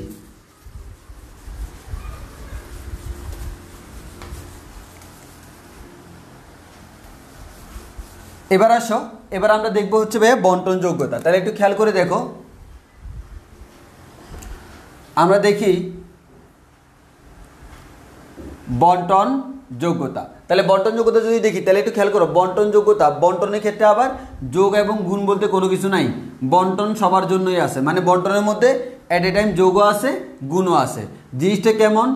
এ বি সি যদি বিলংস টু আর হয়, বন্টন যোগ্যতা বলে এ ইন্টু বি প্লাস সি যে কথা, A B plus A CO same কথা, আমরা মুখস্থ জানি। অর্থাৎ আমার যখন বি এবং সি যোগ আকারে আছে, তার সাথে এটা যদি গুণ আকারে থাকে, এইটাকে বি এর সাথেও বন্টন করলাম, এটাকে সি এর সাথেও বন্টন করলাম, দিস ইজ কল্ড বন্টন যোগ্যতা। এই বন্টন যোগ্যতার ক্ষেত্রে দেখো, এতক্ষণ পর্যন্ত যোগের ক্ষেত্রে শুধু যোগ, গুণের ক্ষেত্রে শুধু গুণ, এখানে যোগও আছে গুণও আছে, ওই কারণে বন্টন যোগ্যতাকে আমরা আলাদা করে বলি না, এটা হচ্ছে যোগের জন্য গুণের জন্য সেম কথা। তাহলে এটা হচ্ছে বন্টন যোগ্যতা। আমরা সংযোজন যোগ্যতা বললে মাথায় আসবে যোগের সংযোজন, আমাদের গুণের সংযোজন, যোগের বিনিময়, গুণের বিনিময়, বাট বন্টন যোগ্যতা অনলি বন্টন যোগ্যতা। এবার আসি হচ্ছে আমাদের অভেদকের অস্তিত্বশীলতা। তাহলে এরপর হচ্ছে বিপরীতক। তাহলে আমাদের আসি অভেদকের অস্তিত্বশীলতা। এবার আসো যোগের ক্ষেত্রে অভেদককে, অভেদক মানে সোজা হিসাব হচ্ছে যে ভেদ করতে পারে না। ভেদ করতে পারে না মানে কি? সে চেঞ্জ করতে পারে না। তাহলে একটু খেয়াল করে দেখো, আমার 0 এ যদি বিলংস টু আর হয়, তাহলে একটু খেয়াল করো, 0 এর সাথে এ কে যোগ করলে বা এর সাথে 0কে যোগ করলে এটা আমার এই থাকে। এর মানে 0 এমন একটা সংখ্যা যে এর কোনো পরিবর্তন করতে পারে না। এর মানে কোন ক্ষেত্রে পরিবর্তন করতে পারে না? যোগের ক্ষেত্রে। ওই কারণে আমরা বলতে পারি যোগের অভেদক 0। যোগের অভেদক কি? 0, মুখস্থ রাখতে হবে। যোগের ক্ষেত্রে অভেদক হচ্ছে 0, অর্থাৎ কোনো একটা সংখ্যাকে যোগ করার ক্ষেত্রে অভেদক আমাদের যোগের ক্ষেত্রে কি হয়? সে পরিবর্তন করতে পারে না। বাট তুমি যদি গুণ করো, 0 ইন্টু এ সমান কিন্তু আর এ থাকে না, 0 হয়ে যায়। ওই কারণে গুণের অভেদক 0 নয়, গুণের অভেদক হচ্ছে 1। 1 এ বিলংস টু আর হলে তাহলে আমরা বলতে পারবো 1 ইন্টু এ যে কথা, এ ইন্টু 1 যে কথা, খালি এও সেম কথা। তাহলে আমরা বলতে পারবো 0 এমন একটা সংখ্যা যে যোগের ক্ষেত্রে কোনো মানের পরিবর্তন করে না, ওই কারণে 0কে বলি যোগের অভেদক। আর 1 এমন একটা সংখ্যা যে গুণের ক্ষেত্রে মানের পরিবর্তন করে না, ওই কারণে 1কে আমরা বলি গুণের অভেদক। তাহলে আমরা আবারও বলতেছি যোগের অভেদক হচ্ছে 0 আর গুণের অভেদক হচ্ছে 1। এবার লাস্ট হচ্ছে আমাদের বিপরীতক অস্তিত্বশীলতা। বিপরীতক অস্তিত্বশীলতা। তো বিপরীতক অস্তিত্বশীলতা মানে কি? বিপরীতক মানে কি? একটা আরেকটার বিপরীত। আমরা জানি যোগের বিপরীত বিয়োগ, গুণের বিপরীত ভাগ, সিম্পল হিসাব। ভাগ মানে হচ্ছে ইনভার্স। তাহলে আমাদের মাইনাসে এ যদি বিলংস টু আর হয়, তাহলে আমরা বলতে পারি মাইনাস এ প্লাস এ অথবা A plus minus A equals to হচ্ছে 0। তাহলে আমাদের যোগের বিপরীতক হচ্ছে বিয়োগ আর গুণের বিপরীতক হচ্ছে ইনভার্স। ইনভার্স মানেই তো ভাগ। তাহলে আমরা বলতে পারি A inverse belongs to R হলে A into A inverse equals to A inverse into A equals to হচ্ছে 1। একটা জিনিস খেয়াল করে দেখো, কোনো একটা সংখ্যা এবং তার বিপরীতক সংখ্যা যদি আমরা যোগ করি, তাহলে আমরা যেটা পাই সেটা হচ্ছে অভেদক। কোনো একটা সংখ্যা এবং তার বিপরীতক যদি আমি গুণ করি, যেটা পাই সেটা হচ্ছে অভেদক। এর মানে যোগের ক্ষেত্রে কোনো একটা সংখ্যার সাথে তার বিপরীত যোগ করলে যোগের অভেদকটা পাওয়া যায়। আর গুণের ক্ষেত্রে কোনো একটা সংখ্যা এবং তার গুণের বিপরীতক যোগ করলে গুণ করলে অবেদকটা পাওয়া যায়। তাহলে আমাদের এই জিনিসগুলো একটু মাথায় রাখতে হবে। যোগের বিপরীতক বিয়োগ, গুণের বিপরীতক হচ্ছে ইনভার্স। এই কথাগুলো আমাকে একটু মাথায় রাখতে হবে। এটা হচ্ছে বাস্তব সংখ্যার স্বীকার্য। এই স্বীকার্য থেকে যে কোনো এমসিকিউ আসতে পারে। এতটুকু সবার ক্লিয়ার কিনা? এতটুকু সবার ক্লিয়ার কিনা?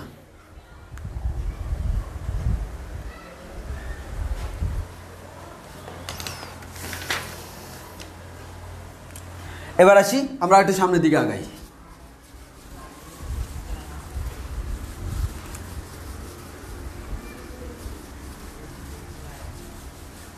এবার আসি, আমাদের একটা শর্ত মাথায় রাখতে হবে, মডুলাস বা পরম মান।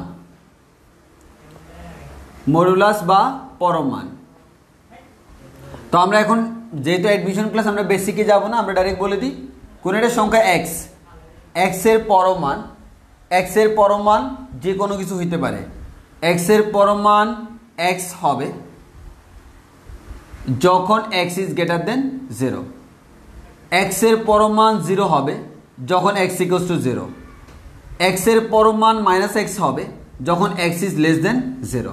এটা একটু মাথায় রাখতে হবে, তোমরা জানো আশা করি। তাহলে আমাদের সিম্পল কথা হচ্ছে এটাই, পরম মান দিয়ে সবসময় কী করে, পরম মান যে কাজটা করে সে সবসময় আমাদের কি করে, ধনাত্মক সংখ্যা দেয়। তাহলে আমাদের যদি এক্স থেকে বড় সংখ্যা নিই, এর মানে কি, এর মানে হচ্ছে ধনাত্মক সংখ্যা। তাহলে ধনাত্মক সংখ্যা যেমন মনে করো 3, তাহলে 3 এর পরম মান কত হবে, 3 এর পরম মান 3। তাহলে এক্স এর মান যা ছিল সেটা কিন্তু তার পরম মান। তাহলে এই যে পরম মান অফ এক্স এর মান হচ্ছে এক্স যখন এক্সটা 3 থেকে বড় বা আমাদের 0 থেকে বড়। পরম মান অফ 0 সমান হচ্ছে 0। তাহলে দেখতেছি আমার এক্স এর মান যখন 0 তখন আমার পরম মানটাও 0।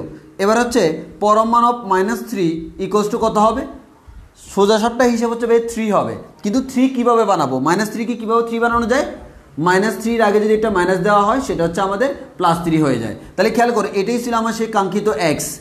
এটাই যদি আমার এক্স হয়, এটা আলটিমেটলি -x না। এর মানে এক্স এর মান যদি 0 থেকে ছোট হয়, এবার তার ঋণাত্মক।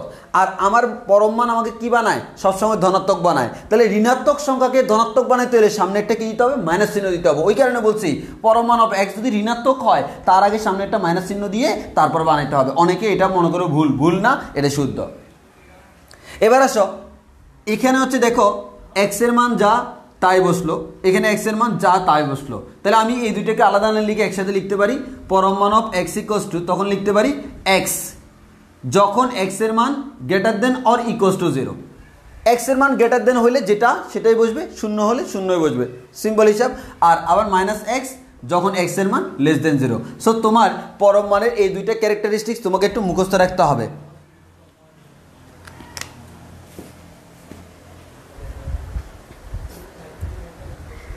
একজনে কমেন্ট করলে দেখা যাচ্ছে না, কি দেখা যাচ্ছে না বলো? আমি দেখতে সবই দেখা যাচ্ছে, আমার হাতে একটা ফোন থাকে অলওয়েজ, এটার মধ্যে সবই দেখা যাচ্ছে।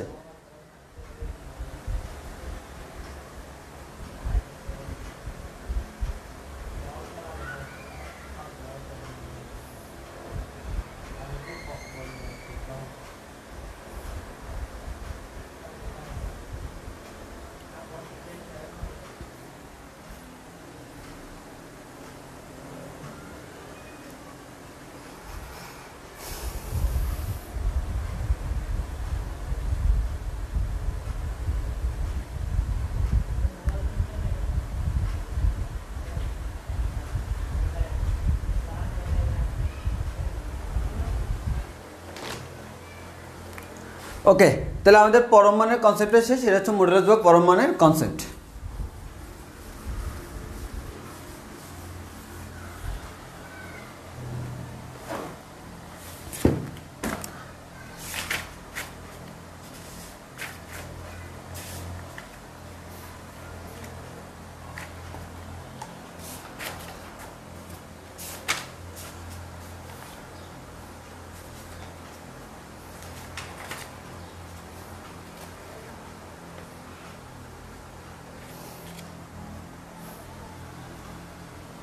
আচ্ছা, এবার হচ্ছে তাহলে আমাদের এটা বুঝলাম। এবার হচ্ছে পরম মানের ক্ষেত্রে আমাদের কিছু কথা, সেটা আমাদের এবার হচ্ছে আমাদের অসমতা। তো অসমতার ক্ষেত্রে আমরা যদি আসি, অসমতার ক্ষেত্রে একটা জিনিস আমাকে মাথায় রাখতে হবে। মনে করো আমাদের 3 ইজ গ্রেটার দেন 2, এটা আমরা জানি। এখন তুমি যদি একটা কাজ করো, উভয় পাশে -1 দ্বারা গুণ করো, তাহলে আমাদের ঋণাত্মক সংখ্যা দ্বারা গুণ করলে এটা হয়ে যায় -3, এটা হয়ে যায় -2, তখন কিন্তু চিহ্ন উল্টে যাচ্ছে। এর মানে যদি কখনো ঋণাত্মক সংখ্যা দ্বারা উভয় পাশে গুণ দাও, অসমতা চিহ্ন উল্টে যাবে। আবার তুমি যদি একটা কাজ করো, -2 দ্বারা ভাগ করো, তখন এটা হয়ে যাবে -3/2, এটা হয়ে যাবে হচ্ছে আমার -1/2, তখন কিন্তু অসমতা চিহ্ন উল্টে যাচ্ছে। এর মানে ঋণাত্মক সংখ্যা দ্বারা গুণ করলে বা ভাগ করলে অসমতা চিহ্ন উল্টে যায়। এবার আরেকটা হচ্ছে আমাদের ইনভার্স করলে, যেমন 3কে করলে তুমি 3 ইনভার্স মানে হচ্ছে 1/3, 2কে করলে 2 ইনভার্স মানে হচ্ছে 1/2, তখন কিন্তু আমার এটা বড় হয়ে গেল। তাহলে আমাদের বলতে পারি অসমতার চিহ্ন 3 ক্ষেত্রে পল্টে যায়, যদি আমাদের ঋণাত্মক সংখ্যা দ্বারা গুণ করা হয়, ঋণাত্মক সংখ্যা দ্বারা ভাগ করা হয়, ইনভার্স বা উল্টা করা হয়, এই 3 ক্ষেত্রে অসমতার চিহ্ন উল্টে যায়। এর মানে তুমি ম্যাথ করার সময় যদি এই 3টা কাজ করো, তাহলে অসমতার চিহ্ন চেঞ্জ করতে হবে, আর অন্য সকল ক্ষেত্রে অসমতার চিহ্ন চেঞ্জ করার কোনো প্রয়োজন নাই। তাহলে আমাদের এটা গেল অসমতার কাহিনী। এবার আসলে আমরা কিছু ম্যাথ করবো, আমাদের ধাপে ধাপে কয়েকটা ম্যাথ করতে হবে। প্রথম কথা হচ্ছে আমাদের সিম্পল কিছু ম্যাথ করি। যেমন আমাকে সমাধান করতে বললো, আমরা প্রত্যেকটা টাইপ 1 দিয়ে যাই। টাইপ 1 ম্যাথ এটা করে টাইপ আমরা দেখাই যে টাইপগুলো লাগবে। যেমন আমাদের 3x - 2 is greater then 2x - 1, এরকম একটা ম্যাথ দিল। তাহলে সিম্পল কথা হচ্ছে তোমাকে কি করার জন্য বললো, টাইপ 1 হচ্ছে আমাকে বলা হবে সমাধান করো। কি করো? সমাধান করো। তাহলে সমাধান করতে হলে কার মান বের করবো? ভেরিয়েবল বা চলকের মান বের করবো। চলক এখানে কে? x এর মান বের করবো। তাহলে একটু খেয়াল করে দেখো। এখন তোমাদের একটা কথা বলি, আমরা যখন এই ম্যাথগুলো ইন্টারমিডিয়েট লেভেলে করতাম, তখন কিন্তু আমাদেরকে যে কাজটা করতে হতো, যেমন ফর এক্সাম্পল আমি যদি বলি এখানে 2xটা তাড়াইতে হলে কি করতে হবে? এখানে -2x যোগ করতে হবে, এখানেও -2x যোগ করতে হবে। বাট আমার কথা হচ্ছে ওইভাবে আমি রিটেনে চিন্তা করতাম। বাট আমার এখন যেহেতু এমসিকিউ ডাইরেক্ট কেমনে চিন্তা করবো? সোজা সাপটা হিসাব। এখানে ইকুয়াল থাকলে তুমি যেভাবে হিসাব করতা, এখনও সেমভাবে হিসাব করবা। কীভাবে? 3x 2xটা এদিকে আসলে -2x, এর মানে 3x - 2x মানে হচ্ছে x, -2 এর পাশে গেলে কি হয়? +2। তাহলে আমাদের গ্রেটার দেন রইলো, এই 2টা এর পাশে গেলে কি হয়? +2। তাহলে -1 + 2 মানে হচ্ছে আমাদের কত? 1। তাহলে x ইজ গ্রেটার দেন 1, এটা হচ্ছে আমার আনসার। দেখো এক লাইন আনসার মিলে গেল। কারণ তুমি এখানে কি করছো? তুমি এখানে যে কাজগুলো করছো তার এখানে এইদিকে আনা নেওয়া করছো, ডাইরেক্ট আমি আনসার পেয়ে গেলাম। কিন্তু অনেকগুলো লাইন করার দরকার নেই, যেহেতু আমার এটা এমসিকিউ। তাহলে আশা করি বুঝতে পারতেছো কীভাবে আমরা এই ধরনের ম্যাথগুলো করবো। দেন আমরা অন্য ম্যাথে যাই। এবার আসি আমাদের এই ধরনের ম্যাথগুলা, যেমন for example x * x - 1 divided by x - 2 is less than or equals to 0। এই ধরনের ম্যাথগুলো কিন্তু আমরা অলরেডি করছি কোথায়? ফাংশনে। অনেক সময় এই ধরনের ফরম্যাট দেওয়া থাকে না, আমাদের উৎপাদকে বিশ্লেষণ করে এই ধরনের ফরম্যাট আনতে হয়। আনার পর আমাদের এটা করতে হয় ফাংশনে। আমরা এগুলো কিভাবে সলভ করব, ফাংশনের ডোমেন রেঞ্জ নির্ণয় করার ক্ষেত্রে সে সময় আমরা এগুলো করাই ফেলছি, যার কারণে এখানে করানোর কোনো প্রয়োজন নেই। বাট এই ধরনের ম্যাথগুলো তোমাদের এখানে আসে, সো আমরা এই ধরনের ম্যাথগুলো আর করাবো না। ওই যে প্লাস আমাদের এই যে সবগুলোকে মনে মনে শূন্য ধরে আমাদের সংখ্যা রেখে আঁকতে হয়। এটা 0 হলে x = 0, এটা 0 হলে x = 1, এটা 0 হলে x = 2। এরপর আমাকে যে কাজটা করতে প্রত্যেকটা আলাদা আলাদা করে হিসাব করতে হইতো। তো আমরা বলছিলাম 3টা থাকলে মাইনাস মাইনাস মাইনাস, এরপরে minus minus minus minus minus minus minus minus minus, এরপর তিনোটাই মাইনাস, একটা প্লাস হয়ে যাবে, দুইটা প্লাস হয়ে যাবে, তিনটে প্লাস হয়ে যাবে। এভাবে আমরা হিসাব করে বের করতাম। ঠিক সেম কনসেপ্টটা আমাদের এখানে অ্যাপ্লাই করা লাগবে। আমরা আর নতুন করে শেখাচ্ছি না, কারণ অলরেডি ফাংশন আমি শিখে ফেলছি। ওকে, তাহলে আমাদের টাইপ 1 শেষ। যদি সমাধান করতে বলে এভাবে আমরা সমাধান করতে পারবো। এবার আসলে আমরা টাইপ 2তে যাই। এবার আসো টাইপ 2। টাইপ 2 বলা হবে পরম মান চিহ্ন ছাড়া, পরম মান চিহ্ন ছাড়া প্রকাশ, অথবা বলতে পারে সমাধান করো। সেম কথা। এক্ষেত্রে আমার দুই ধরনের ম্যাথ আসতে পারে। x - 2 ইজ লেস দেন 5। আর ধরনের ম্যাথ আসতে পারে x - 2 is greater then 5। Greater than থাকুক, গ্রেটার দেন ইকুয়াল থাকুক, যেটা থাকবে সেই অনুযায়ী করব। যদি লেস দেন থাকে ম্যাথটা সবচেয়ে সোজা। লেস দেন থাকলে সোজা নিয়ম কি ভাই? লেস দেন থাকলে তুমি কি করবে দেখো, x - 2টা বসাবা, এটা 5 না, 5টা এদিকে রাখো, তার ঋণাত্মক মানটা এদিকে দাও, শেষ। এবার ক্যালকুলেশন করলে আনসার বের হয়ে যাবে। তুমি কি করবা? 2 যোগ করলেই তো আমার এটা চলে যাবে। 2 যোগ করলে -5 + 2 মান হচ্ছে -3x, 2 যোগ করলে হয় 7। এটাই হচ্ছে আমার আনসার। ইকুয়াল থাকলে ইকুয়াল দিতাম, ইকুয়াল না ইকুয়াল দিচ্ছি না। আর যখন আমাদের গ্রেটার দেন থাকে এটা হচ্ছে কখন, যখন লেস দেন থাকবে। তাহলে একটু মনে রাখবা, যদি লেস দেন থাকে আমরা সরাসরি করে ফেলতে পারবো, লেস দেন থাকলে আমরা সরাসরি করে ফেলতে পারবো। আর যদি কখনো গ্রেটার দেন থাকে তখন সরাসরি করতে পারবো না। তো আমাদের তো আগেই দেখছিলাম এই যে এখানে ভিতরে পরম মানের ক্ষেত্রে আমরা একটু আগে দেখছিলাম যে এটা প্লাস এক্স হইতে পারে মাইনাস এক্স হইতে পারে, এবার ভিতরের জিনিসটা এর আগে প্লাসও দিতে পারি মাইনাসও দিতে পারি। তো আমরা জানি না সেটা ধনাত্মক নাকি ঋণাত্মক। তাহলে আমরা কি করব, একবার প্লাস নিয়ে যদি করি তাহলে আমরা এখান থেকে পাবো কি, একবার প্লাস নিয়ে করব আর একবার আমরা করব হচ্ছে মাইনাস নিয়ে। তো তুমি যদি প্লাস নিয়ে করো তাহলে এটার আগে কি চিহ্ন দিব, প্লাস চিহ্ন। এটার আগে প্লাস চিহ্ন দিলে x - 2 প্লাস চিহ্ন মানে কিছু না দিলেও সেম কথা, গ্রেটার দেন 5 তাহলে বলতে পারো 2টার পাশে গেলে +2 তাহলে গ্রেটার দেন 7। আর যদি তুমি এখানে দাও মাইনাস দাও x - 2 ইজ গ্রেটার দেন 5 মানে x - 2 এর আগে একটা মাইনাস চিহ্ন দিলাম, ওই যে প্লাস x মাইনাস x। এবার আসো আমাদের এই মাইনাসটা তাড়ানোর জন্য -1 দ্বারা গুণ দেব, আর -1 দ্বারা গুণ দিলে অসমতা চিহ্ন উল্টে যায়, ওই কারণে x - 2 ইজ লেস দেন -5 হয়ে যাবে। মাইনাস দ্বারা গুণ দিলে মাইনাসটা চলে যাবে, মাইনাস দ্বারা গুণ দিলে প্লাস হবে। এবার আসো 2টা অপোজিটে গেলে +2 তাহলে আমাদের এটা হয়ে যাবে -3। তাহলে আমরা বলতে পারি আমার আনসার কি, x এর মান 7 থেকে ছোট। তুমি যদি এটা সংখ্যা রেখা আঁকো, এটা হচ্ছে -3, এটা হচ্ছে 7, তাহলে x এর মান 7 থেকে বড় মান হচ্ছে এইদিকে, আর x এর মান -3 থেকে ছোট মান হচ্ছে এইদিকে। তাহলে তুমি বুঝতে পারতেছো এদের মধ্যে কোনো কমন আনসার নাই, অতএব আমরা আনসার বলবো এটা অথবা এটা, কখনো এবং হবে না, এবং হচ্ছে আমার কমনের ক্ষেত্রে। তাহলে আমার আনসার হবে এটা অথবা এটা হচ্ছে আমার আনসার। আর সেট আকারে দেখাইতে বলে সেট আকারে দেখাবা, আশা করি কারো কোনো প্রবলেম হওয়ার কথা না। অথবা আমরা এভাবেও দেখাইতে পারি -∞ থেকে শুরু করে 7 পর্যন্ত, আর এদিকে আমরা দেখাইতে পারি হচ্ছে -3 থেকে শুরু করে ∞ পর্যন্ত তাদের ইউনিয়ন, এভাবেও দেখাইতে পারি সেম কথা যেগুলো আমরা ফাংশনের মধ্যে দেখাইছিলাম। তাহলে আমাদের যদি কখনো সমাধান করতে বলে এভাবে আমরা সমাধান করতে পারবো। তাহলে আমাদের লেস দেন আছে নাকি গ্রেটার দেন আছে সেটা আমাকে দেখতে হবে। এটা হচ্ছে আমার টাইপ 2, লেস দেন আছে নাকি গ্রেটার দেন আছে দেখতে হবে। যদি লেস দেন থাকে ডাইরেক্ট করে দিব, আর যদি গ্রেটার দেন থাকে তাহলে আমাকে কি করতে হবে, একবার ধনাত্মক নিয়ে করতে হবে, একবার ঋণাত্মক নিয়ে করতে হবে, তাহলে আমি আমার আনসারটা পেয়ে যাব। তাহলে আশা করি তোমরা বুঝতে পারছো। এবার আসো এই টাইপের মধ্যে আরেকটা টাইপ আছে, সেটা হচ্ছে কেমন টাইপ একটু খেয়াল করে দেখো। এই ম্যাথটা অ্যাডমিশনের জন্য মারাত্মক লেভেলে ইম্পর্টেন্ট। এই ম্যাথটা আমাদের কোনটা একটু খেয়াল করে দেখি। এই ম্যাথটা হচ্ছে তোমার ভগ্নাংশযুক্ত ম্যাথ, 1/3x - 5, 1/3x - 5 এটার পরমান গ্রেটার দেন 2 বলা হলো। এটার পরমান গ্রেটার দেন 2, আমরা এটা কিভাবে সলভ করব। তাহলে আমরা এটার পরমান গ্রেটার দেন 2 এটা কিভাবে সলভ করতে পারি একটু খেয়াল করে দেখো। সিম্পল হিসাব হচ্ছে ভাইয়া, আমাদের এখানে আমাদের যেহেতু এটা ভগ্নাংশ আছে, ভগ্নাংশের জন্য আমরা করি নাই, তাহলে এটা কি করতে হবে, উল্টাই দিতে হবে, মানে ইনভার্স করব। তো ইনভার্স করলে অসমতা চিহ্ন কি হয়ে যায়, উল্টে যায়। তাহলে আমরা এটাকে লিখতে পারি 3x - 5 এর পরমান ইনভার্স করব, 1/, করলাম লেস দেন হয়ে গেল 1/2 হয়ে গেল। আর পাশাপাশি একটা শর্ত দেওয়া থাকলেও আছে না থাকলেও আছে, সেটা হচ্ছে কি, যেহেতু 1/, আছে নিচে কি শূন্য হইতে পারবে না। তাহলে আমরা পাশে আমরা লিখতে পারি 3x - 5 is not equal to 0, that means x is not equal 5/3। তাহলে তোমার x এর মান যাই হোক কখনো 5/3 হইতে পারবে না। তাহলে আসো এবার তুমি সলভ করো। লেস দেন থাকলে তো সোজা, লেস দেন থাকলে আমরা করতে পারি হচ্ছে -1/2 3x - 5 আর হাফ।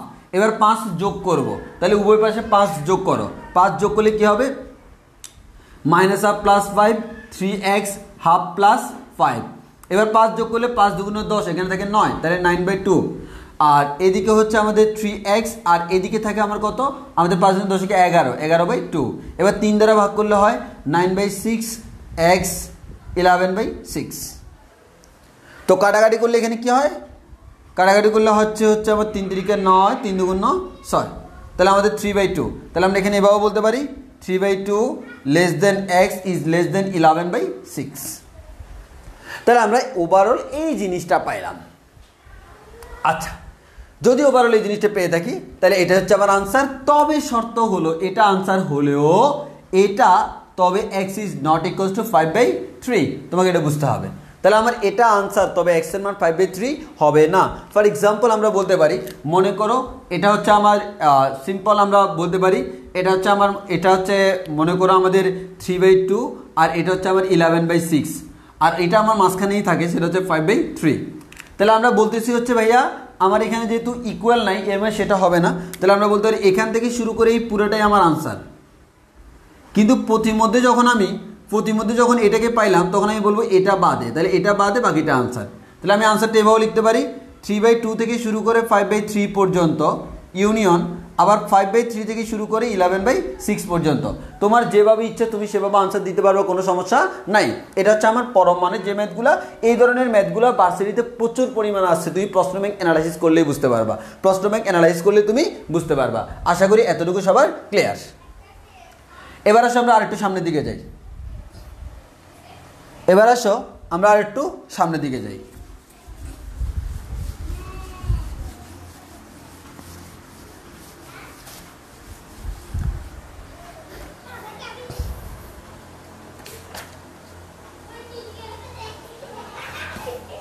এবার আসলে আমরা টাইপ 3 করব পরম মান চিহ্নের সাহায্যে। টাইপ 3 হচ্ছে পরম মান চিহ্নের সাহায্যে, পরম মান চিহ্নের সাহায্যে প্রকাশ, পরম মান চিহ্নের সাহায্যে প্রকাশ। পরম মান চিহ্নের সাহায্যে যদি প্রকাশ করতে যাই, ফর এক্সাম্পল একটা ম্যাথ দিই আমাদের -2x6, তোমাকে যে কাজটা করতে হবে সেটা হচ্ছে পরম মান চিহ্নের সাহায্যে প্রকাশ করতে যদি কখনো বলে, আমি তার আগে তোমাকে একটা কথা বলবো। একটু আগে যখন বলছিলাম x-2 এর পরম মান <5, তখন তুমি বলছিলাম -5 x-2 +5। এর মানে আমরা একটা কথা বলতে পারি, যদি আমি এটা যা আছে তার এদিকে আর এদিকে একটা আরেকটার যদি বিপরীত আনতে পারি, তাহলে সেখান থেকে আমি সরাসরি এই লাইনটা বলে দিতে পারবো, ঠিক কি না? এখন আমার টার্গেট হচ্ছে এই কাজটাই করা। তাহলে এই কাজটা করার জন্য আমরা কি করব, এখানে যেটা আছে এখানে যেটা আছে এই দুইটার গড় নিব, এই দুইটার কি নিব, গড় নেব। এই দুইটাকে যোগ করে 2 দ্বারা ভাগ করব। তাহলে এই দুইটাকে যোগ করে 2 দ্বারা ভাগ করলে কত হয়, এদের গড়টা হয়। তাহলে এদের গড় ইকুয়ালস টু কি হয়, -2 + 6/2। এর মানে 4/2 মানে হচ্ছে 2। এই 2টা সবার থেকে বিয়োগ করে দিব। তাহলে 2টা সবার থেকে বিয়োগ করে দিলে কি হয়, -2 x-2 6 -2। তাহলে অটোমেটিক দেখো এখানে -4 চলে আসছে, এখানে x-2 আসলো, এখানে 4 চলে আসলো। আর যখন এটা আর এটা পরস্পর সমান এবং বিপরীত, তখন আমি বলেই দিতে পারি x-2 এর পরম মান <4। অর্থাৎ এখান থেকে যেরকম এটা আনা যায়, একইভাবে এখান থেকে এটা আনা যায়। আমরা ঠিক সেম কাজটা করলাম, যে আমরা এখান থেকে এটা নিয়ে আসলাম। এটাই হচ্ছে আমার আনসার, পরম মান চিহ্নের সাহায্যে প্রকাশ করলাম, পরম মান চিহ্নের সাহায্যে প্রকাশ করলাম। ওকে, আশা করি এতটুকু তোমাদের ক্লিয়ার। দেন একটু আমরা সামনের দিকে যাই।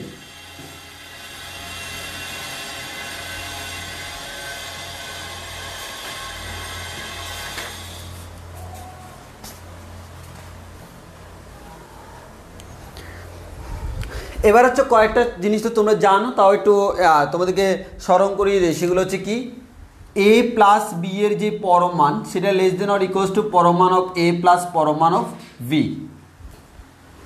আর যদি a - b হয়, তার পরম মান <= পরম মান অফ a + পরম মান অফ b। আর যদি a - b হয়, <= পরম মান অফ a - পরম মান অফ b। এই তিনটা তোমাকে মুখস্থ রাখতে হবে, আমাদের এগুলো সরাসরি চলে আসতে পারে। আগে আমাদের ইন্টারমিডিয়েট লেভেলে প্রমাণ লাগতো, এখন প্রমাণ লাগে না, তাও দেখে রাখা ভালো। তাহলে আমরা এখানে কি বলতে পারি, a + b এর পরম মান অফ a + পরম মান অফ b থেকে ছোট অথবা সমান। আর আমাদের a - b এর পরম মান তাদের পরম মানের যোগফল থেকে ছোট, আর a - b এর পরম মানের বিয়োগফল থেকে বড়। তাহলে আমার দেখো এখানে প্লাস এখানে প্লাস <= এখানে মাইনাস এখানে মাইনাস <= এখানে মাইনাস এখানে মাইনাস এখানে প্লাস <= এখানেও মাইনাস এখানেও মাইনাস, চিহ্ন উল্টে যাবে। তোমরা অনেকে এটাকে আবার মাইনাস মনে করবা, ওই কারণে মুছে দিই, এটা মাথায় রাখবা। তাহলে আমার এই তিনটা শর্ত মাথায় রাখতে হবে। তারপর হচ্ছে আমাদের যে কাজটা আরো কয়েকটা শর্ত মাথায় রাখতে হবে, যেমন পরম মান অফ a, এই জিনিসটা কিন্তু পরম মান অফ a মানে কি সবসময় ধনাত্মক রাশি। তাহলে a এর মান যদি ধনাত্মক হয়, দুইটা কিন্তু সেম, কারণ 3 এর পরম মান 3। বাট a এর মান যদি ঋণাত্মক হয়, যেমন a এর মান -3 এর পরম মান কিন্তু +3, তাহলে পরম মানটা কিন্তু বড় হয়। তাহলে পরম মান সবসময় তার সংখ্যা থেকে বড় অথবা সমান হবে। এর মানে কোনো একটা সংখ্যা সে যদি ধনাত্মক হয়, যেমন 3, তাহলে আমরা বলতে পারি 3 এর পরম মান যা 3ও তা। আর কোনো একটা সংখ্যা -3 এর পরম মান কিন্তু 3, সো আমরা বলতে পারি এই পরম মানটা কিন্তু -3 থেকে বড়। তো আমি সেটাই বলতেছি, পরম মান অলওয়েজ রিয়েল মান থেকে বড় অথবা সমান হয়। আর যদি তুমি বর্গের কথা চিন্তা করো এ স্কোয়ার যে কথা পরম মান অফ এ স্কোয়ারও কি সেম কথা। ওই কারণে আমরা যদি কখনো পরম মান আনতে হয় আমরা বর্গ থাকা অবস্থায় পরম মান নিয়ে আসি। এরপর আমাদের A B is less than or equal পরম মান অফ এ বি, এটা আমাকে মাথায় রাখতে হবে। অর্থাৎ কোনো একটা সংখ্যার যেটা আমরা এখানে দেখলাম আর কি, যেটা আমরা এখানে দেখলাম যে আমাদের এটা বলা যে কথা A is less than or equal পরম মান অফ এ বলা তো সেম কথা। সিমিলারলি আমরা এভাবেও বলতে পারি এই জায়গায় জাস্ট এ বি আসলো, A B is less than or equal পরম মান অফ এ বি, যেখান থেকে আমরা এগুলো প্রমাণ করতে পারি। সো এই ধরনের ক্রাইটেরিয়াগুলো আমাকে মাথায় রাখতে হবে। আর পরম মান অফ এ বি যে কথা পরম মান অফ এ ইন্টু পরম মান অফ বিও সেম কথা। এই যে ক্যারেক্টারিস্টিক্সগুলো, এই ক্যারেক্টারিস্টিক্সগুলো তোমাকে একটু মাথায় রাখতে হবে। বাস্তব সংখ্যার যে আমাদের ক্যারেক্টারিস্টিক্স, এই ক্যারেক্টারিস্টিক্সগুলো আমাকে কী করতে হবে, মাথায় রাখতে হবে। এই ক্যারেক্টারিস্টিক্সগুলো যদি তোমরা মাথায় রাখো তাহলে তোমাদের অ্যাডমিশনে খুব বেশি কাজে আসবে।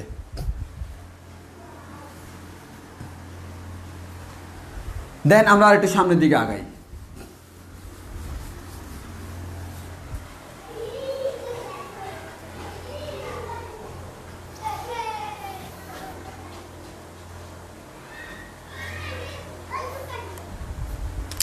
এবার আসি অসমতার প্রকারভেদ। অসমতার প্রকারভেদ, অসমতা আমাদের দুই প্রকার, একটা হচ্ছে শর্তাধীন অসমতা, একটা হচ্ছে শর্তাধীন অসমতা, আরেকটা হচ্ছে শর্তহীন অসমতা, আরেকটা হচ্ছে শর্তহীন অসমতা। তো শর্তাধীন অসমতা কি আর শর্তহীন অসমতা কি আমরা একটু দেখি। তো আমাদের এখানে আমরা এক্সাম্পল যদি দিই আমরা এরকম বলতে পারি এক্স প্লাস 3 এর পরম মান গ্রেটার দেন 3, এর মানে এক্স প্লাস 3 এর পরম মানটা 3 থেকে বড় হবে। কিন্তু কথা হচ্ছে এটাকে যদি তুমি সলভ করো তাহলে এরকম পাবা এক্স ইজ গ্রেটার দেন 0। এর মানেটা কি? এর মানে হচ্ছে তুমি এক্স প্লাস 3 এর পরম মানটা 3 থেকে বড় বলতে পারবা যদি এক্স এর মান 0 থেকে বড় হয়। এক্স এর মান যদি 0 থেকে ছোট হয়, ফর এক্সাম্পল এক্স এর মান হচ্ছে আমাদের -2, তাহলে -2 + 1 মান হচ্ছে +1, সেটা কিন্তু 3 থেকে বড় নয়। এর মানে এক্স এর মান যদি 0 থেকে বড় হয় তখন তুমি বলতে পারো এটা কারেক্ট, অন্য ক্ষেত্রে কারেক্ট না। এর মানে এটা একটা অসমতা। এই অসমতা আমাদের এই অসমতা সত্য হওয়ার জন্য আমার কিছু কি লাগে, শর্ত লাগে। তাহলে আমরা বলতে পারি এটাকে আমরা বলি শর্তাধীন অসমতা। আর এটা হচ্ছে শর্তহীন অসমতা। শর্তহীন কেমন? যেমন x plus 2 is greater then x, তাহলে তুমি এক্স এর মান যাই বসাও না কেন এটা কিন্তু তার থেকে 2 বেশি। তুমি 2 বললে এটা 4, তুমি 10 বললে এটা 12, তুমি -2 বললে এটা 0। এক কথায় এখানে এক্স এর মান তুমি যেটাই বসাও এই এক্স প্লাস 2 তো এক্স থেকে 2 বড়, এর মানে এটা অলওয়েজ বড়ই থাকবে। তাহলে এখানে কোনো শর্ত নাই। ওই কারণে যেহেতু কোনো শর্ত নাই ওই কারণে এটাকে আমরা বলি শর্তহীন অসমতা। তাহলে আমরা দুইটা অসমতা পাইলাম, একটা হচ্ছে শর্তাধীন আর একটা হচ্ছে শর্তহীন। যদি আমার শর্ত থাকে তাহলে আমাদের শর্তাধীন, শর্ত না থাকলে শর্তহীন। তাহলে আমরা অসমতার প্রকারভেদটা বুঝতে পারলাম। এবার আছে আমরা আরেকটু সামনের দিকে আগাই।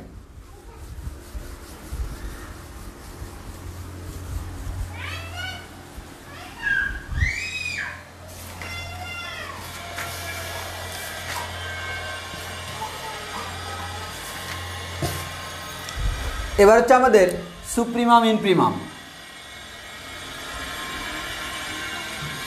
সুপ্রিমাম ইনফিমাম, ওকে। তো সুপ্রিমাম ইনফিমাম হচ্ছে আমাদের অ্যাডমিশনের জন্য অন্যতম একটা ইম্পর্টেন্ট টপিকস। যাদের ইন্টারমিডিয়েট লেভেলে বেসিক ক্লিয়ার তাদের জন্য কোনো সমস্যা নেই, যাদের ইন্টারমিডিয়েট লেভেলে বেসিকের সমস্যা আছে তাদের জন্য কিন্তু এটা খুবই জটিল একটা জিনিস। তো আমি যেহেতু এখন ইন্টারমিডিয়েট পড়াচ্ছি না, আমি খুবই সংক্ষেপে পড়াবো। এখন যদি কারো কাছে মনে হয় ভাই সুপ্রিমাম ইনপ্রিমাম আমার খুবই প্রবলেম হচ্ছে, তাহলে আমার সাথে যোগাযোগ করিও। যেহেতু আমার রেগুলার বেস আছে, রেগুলার বেসে আমি এটার উপর আমার আলাদা ক্লাস আছে। তো তোমার যদি মনে হয় যে এই টপিক্সে তোমার গরমিল আছে, আমার থেকে ওই ক্লাসের লিঙ্কটা নিয়ে নিও। লিঙ্ক নিয়ে তুমি সেই ক্লাসটা করে নিলে আশা করি কনসেপ্ট ক্লিয়ার হয়ে যাবে যদি ইন্টারমিডিয়েট টপিক্স। তো আমরা এখন সংক্ষেপে ব্যাখ্যা করি। সংক্ষেপে ব্যাখ্যা করব কেমন? মনে করো হচ্ছে আমাদের একটা সেট আছে, কেমন 2 3 4 5 6। এই যে সেটটা, এই সেটের এই যে আমার মানটা, আমরা তো কিন্তু এটাকে ক্রমানুসারে সাজাইছি। তাহলে এটা হচ্ছে সেটের সবচেয়ে ছোট মান, এটাকে আমরা বলি ক্ষুদ্রতম মান, ক্ষুদ্রতম। আর এই মানটাকে আমরা বলি এই সেটের বৃহত্তম মান, এই সেটের কোন মান? বৃহত্তম মান। তাহলে এটা হচ্ছে এই সেটের ক্ষুদ্রতম মান, এটা হচ্ছে এই সেটের বৃহত্তম মান। এখন ক্ষুদ্রতম এবং তার থেকে ছোট, ক্ষুদ্রতম এবং তার থেকে ছোট সকল মানকে বলা হয়, সকল মানের সেটকে নিয়ে গঠিত সেটকে আমরা বলি নিম্ন সীমার সেট। আর বড় মান এবং তার থেকে বড় সবাইকে মিলে গঠিত সেটকে আমরা বলি ঊর্ধ্ব সীমার সেট। তাহলে আমরা বলতে পারি কি, আমরা ক্ষুদ্র মানকে আমরা আবার নিম্ন মানও বলতে পারি, নিম্ন মানও বলতে পারি, আর বৃহত্তম মানকে আমরা আবার ঊর্ধ্ব মানও বলতে পারি, এটাকে আমরা আবার ঊর্ধ্ব মানও বলতে পারি। এই যে আমার ক্ষুদ্রতম মান এবং তার থেকে ছোট সবাই, অর্থাৎ ওকে নিবা তো ওর থেকে ছোট যে কাউকে নিতে পারবা, এই ক্ষুদ্রতম মান এবং তার থেকে ছোট সকল মানকে নিয়ে গঠিত সেটকে আমরা বলি হচ্ছে নিম্ন সীমার সেট, নিম্ন সীমার সেট। আর সবচেয়ে বড় মান এবং তার থেকে বড় সবাইকে মিলে গঠিত সেটকে আমরা বলি ঊর্ধ্ব সীমার সেট, এটাকে আমরা বলি ঊর্ধ্ব সীমার সেট। এবার আসো, এই নিম্ন সীমার সেটটাকে তাহলে আমরা এভাবে প্রকাশ করতে পারি, 2 থেকে ছোট সবাই, এর মানে -∞ থেকে শুরু করে 2 পর্যন্ত, ঠিক কি না? আর ঊর্ধ্ব সীমার সেটটাকে প্রকাশ করতে পারি হচ্ছে 5, 6 থেকে শুরু করে অসীম পর্যন্ত। তাহলে আমরা এখানে একটা কথাই বলতে পারি, এখানে কথাটা বলতে পারি কি, -2 থেকে ছোট সবাই, এর মানে -∞ থেকে 2 পর্যন্ত, এটা হচ্ছে নিম্ন সীমার সেট। আর আমাদের 6 থেকে বড় সবাই হচ্ছে আমাদের ঊর্ধ্ব সীমার সেট। তাহলে বলো তো এই সেটের সবচেয়ে ছোট মান এটা, আর নিম্ন সীমার সেট যেটা আছে এই সেটের মধ্যে এই 2টাকে আমরা বলতে পারি না এটা হচ্ছে বৃহত্তম। কার বৃহত্তম? এটা হচ্ছে নিম্ন সীমার বৃহত্তম, এটা হচ্ছে নিম্ন সীমার বৃহত্তম। আর নিম্ন সীমার বৃহত্তম মানটাকে আমরা বলি হচ্ছে ইনফিমাম।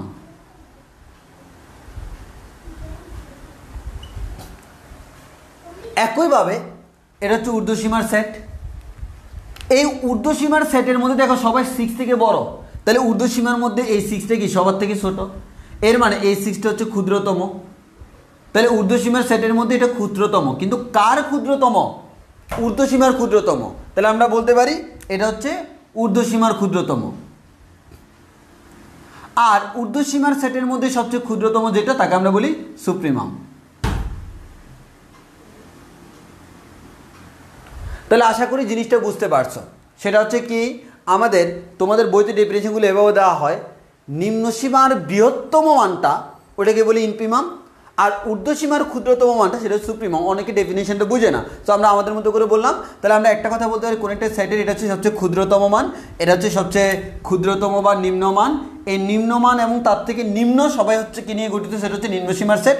আর নিম্ন সীমার সেটের মধ্যে এটা কিন্তু সবার থেকে বড়, এটা এই সেটের ছোট, বাট নিম্ন সীমার মধ্যে সবার বড়।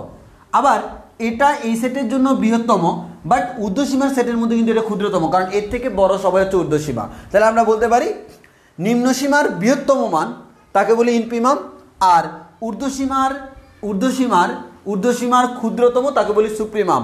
এবং তুমি এখানে ইনফিমাম যেটা পাইলা সেই ইনফিমামই কিন্তু আসলে এটা, তুমি এখানে যে সুপ্রিমাম পাইলা সেই সুপ্রিমামই আসলে এটা। এতটুকু বলছি হচ্ছে ডেফিনেশনের জন্য। আর ম্যাথ করার ক্ষেত্রে তুমি কি করবা, কোন একটা সেটের মধ্যে সবচেয়ে বড়টাকে তুমি বলবা সুপ্রিমাম, সবচেয়ে ছোটটাকে বলবা ইনফিমাম। আমি ম্যাথ করার ক্ষেত্রে কি করব, সবচেয়ে বড়টা সুপ্রিমাম, সবচেয়ে ছোটটা ইনফিমাম। আই রিপিট এগেইন, সবচেয়ে বড়টা সুপ্রিমাম, সবচেয়ে ছোটটা ইনফিমাম। কিন্তু ডেফিনেশনের জন্য আমার এই জিনিসগুলো লাগে। তাহলে আশা করি তোমরা বুঝতে পারছো যে আমি কি বুঝাতে চাচ্ছি। এটা হচ্ছে আমার সুপ্রিমাম ইনফিমামের বেসিক কনসেপ্টটা। ওকে, এবার আসো আমরা কয়েকটা সেট দিয়ে তোমাদেরকে বলি।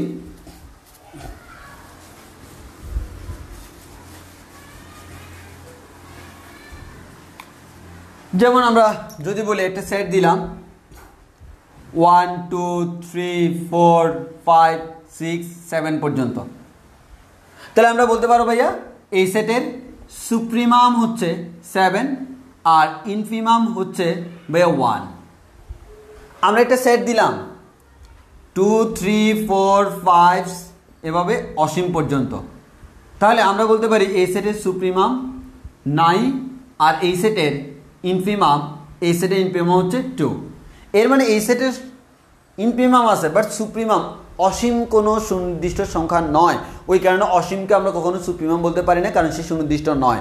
ওই কারণে যে সকল সেটের যে এইদিকে যেহেতু আমি বড় মান কত আমি নির্দিষ্ট করতে পারতেছি না, ওই কারণে আমি বলতে পারবো এটা সুপ্রিমাম নাই। এবার হচ্ছে মনে করো মাইনাস ইনফিনিটি থেকে শুরু করে আমাদের এখানে আমাদের 4, 3 পর্যন্ত আসলো, তাহলে আমরা বলতে পারবো এই সেটের সুপ্রিমাম হচ্ছে 3, তবে এই সেটের ইনপ্রিমাম নাই। এবার পরীক্ষায় প্রশ্ন আসতে পারে বাস্তব সংখ্যার সেটের সুপ্রিমাম কত, ইনপ্রিমাম কত। চিন্তা করবো ভাই, জীবনে তো বইতে পাইনি, পাওয়ার দরকার নাই তো। কনসেপ্ট দেখো, বাস্তব সংখ্যার সেট মানে কি, অল রিয়েল নাম্বার মানে হচ্ছে কি মাইনাস ইনফিনিটি থেকে শুরু করে হচ্ছে প্লাস ইনফিনিটি পর্যন্ত। তাই তোমরা নিজেরাই চিন্তা করো, মাইনাস ইনফিনিটি থেকে শুরু করে প্লাস ইনফিনিটি পর্যন্ত সবচেয়ে ছোটো মান মাইনাস ইনফিনিটি, সবচেয়ে বড় মান প্লাস ইনফিনিটি, কোনোটাই সুনির্দিষ্ট না। এর মানে রিয়েল নাম্বারের সেটের সুপ্রিমামও নাই, ইনপ্রিমামও নাই। থাকবে যদি এটা সুনির্দিষ্ট হয়, যদি সুনির্দিষ্ট না হয় তাহলে আমরা বলবো সেটা নাই। আশা করি এতটুকু তোমাদের ক্লিয়ার। ওকে, দেন আমরা একটু সামনের দিকে আগাই। আমাদের খুব শীঘ্রই শেষ হয়ে যাবে, আর খুব বেশি কিছু একটা নাই। সো সুপ্রিমাম ইনপ্রিমাম রিলেটেড যে ম্যাথগুলো আছে সেগুলো আমরা করে ফেলবো। সেগুলো করে ফেললে আশা করি আমাদের আর কোনো জটিলতা সৃষ্টি হবে না।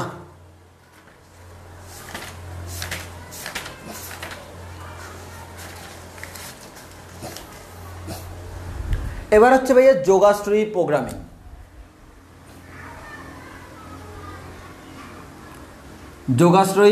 প্রোগ্রামিং।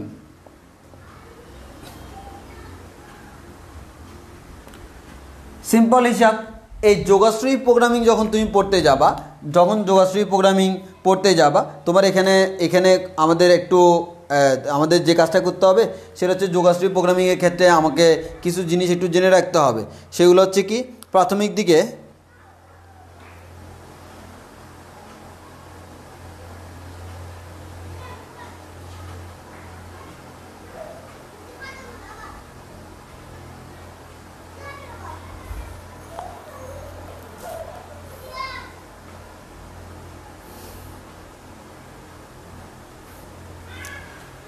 প্রথমে তোমাকে একটা জিনিস জানতে হবে হচ্ছে যোগাশ্রয়ী প্রোগ্রামিংয়ের জনককে। হিস্টোরি বলতে একটা জিনিসই জানতে হবে, যোগাশ্রয়ী প্রোগ্রামিংয়ের জনকের এই নামটা আমার নিজেরই মুখস্থ থাকে না, একটু দেখে লিখতে হবে। সেটা হচ্ছে লিওনিদ। এটা এত কঠিন নাম যে একটা ওয়ার্ড দেখে লিখতে হয়। লিওনিদ ভিতালিভিচ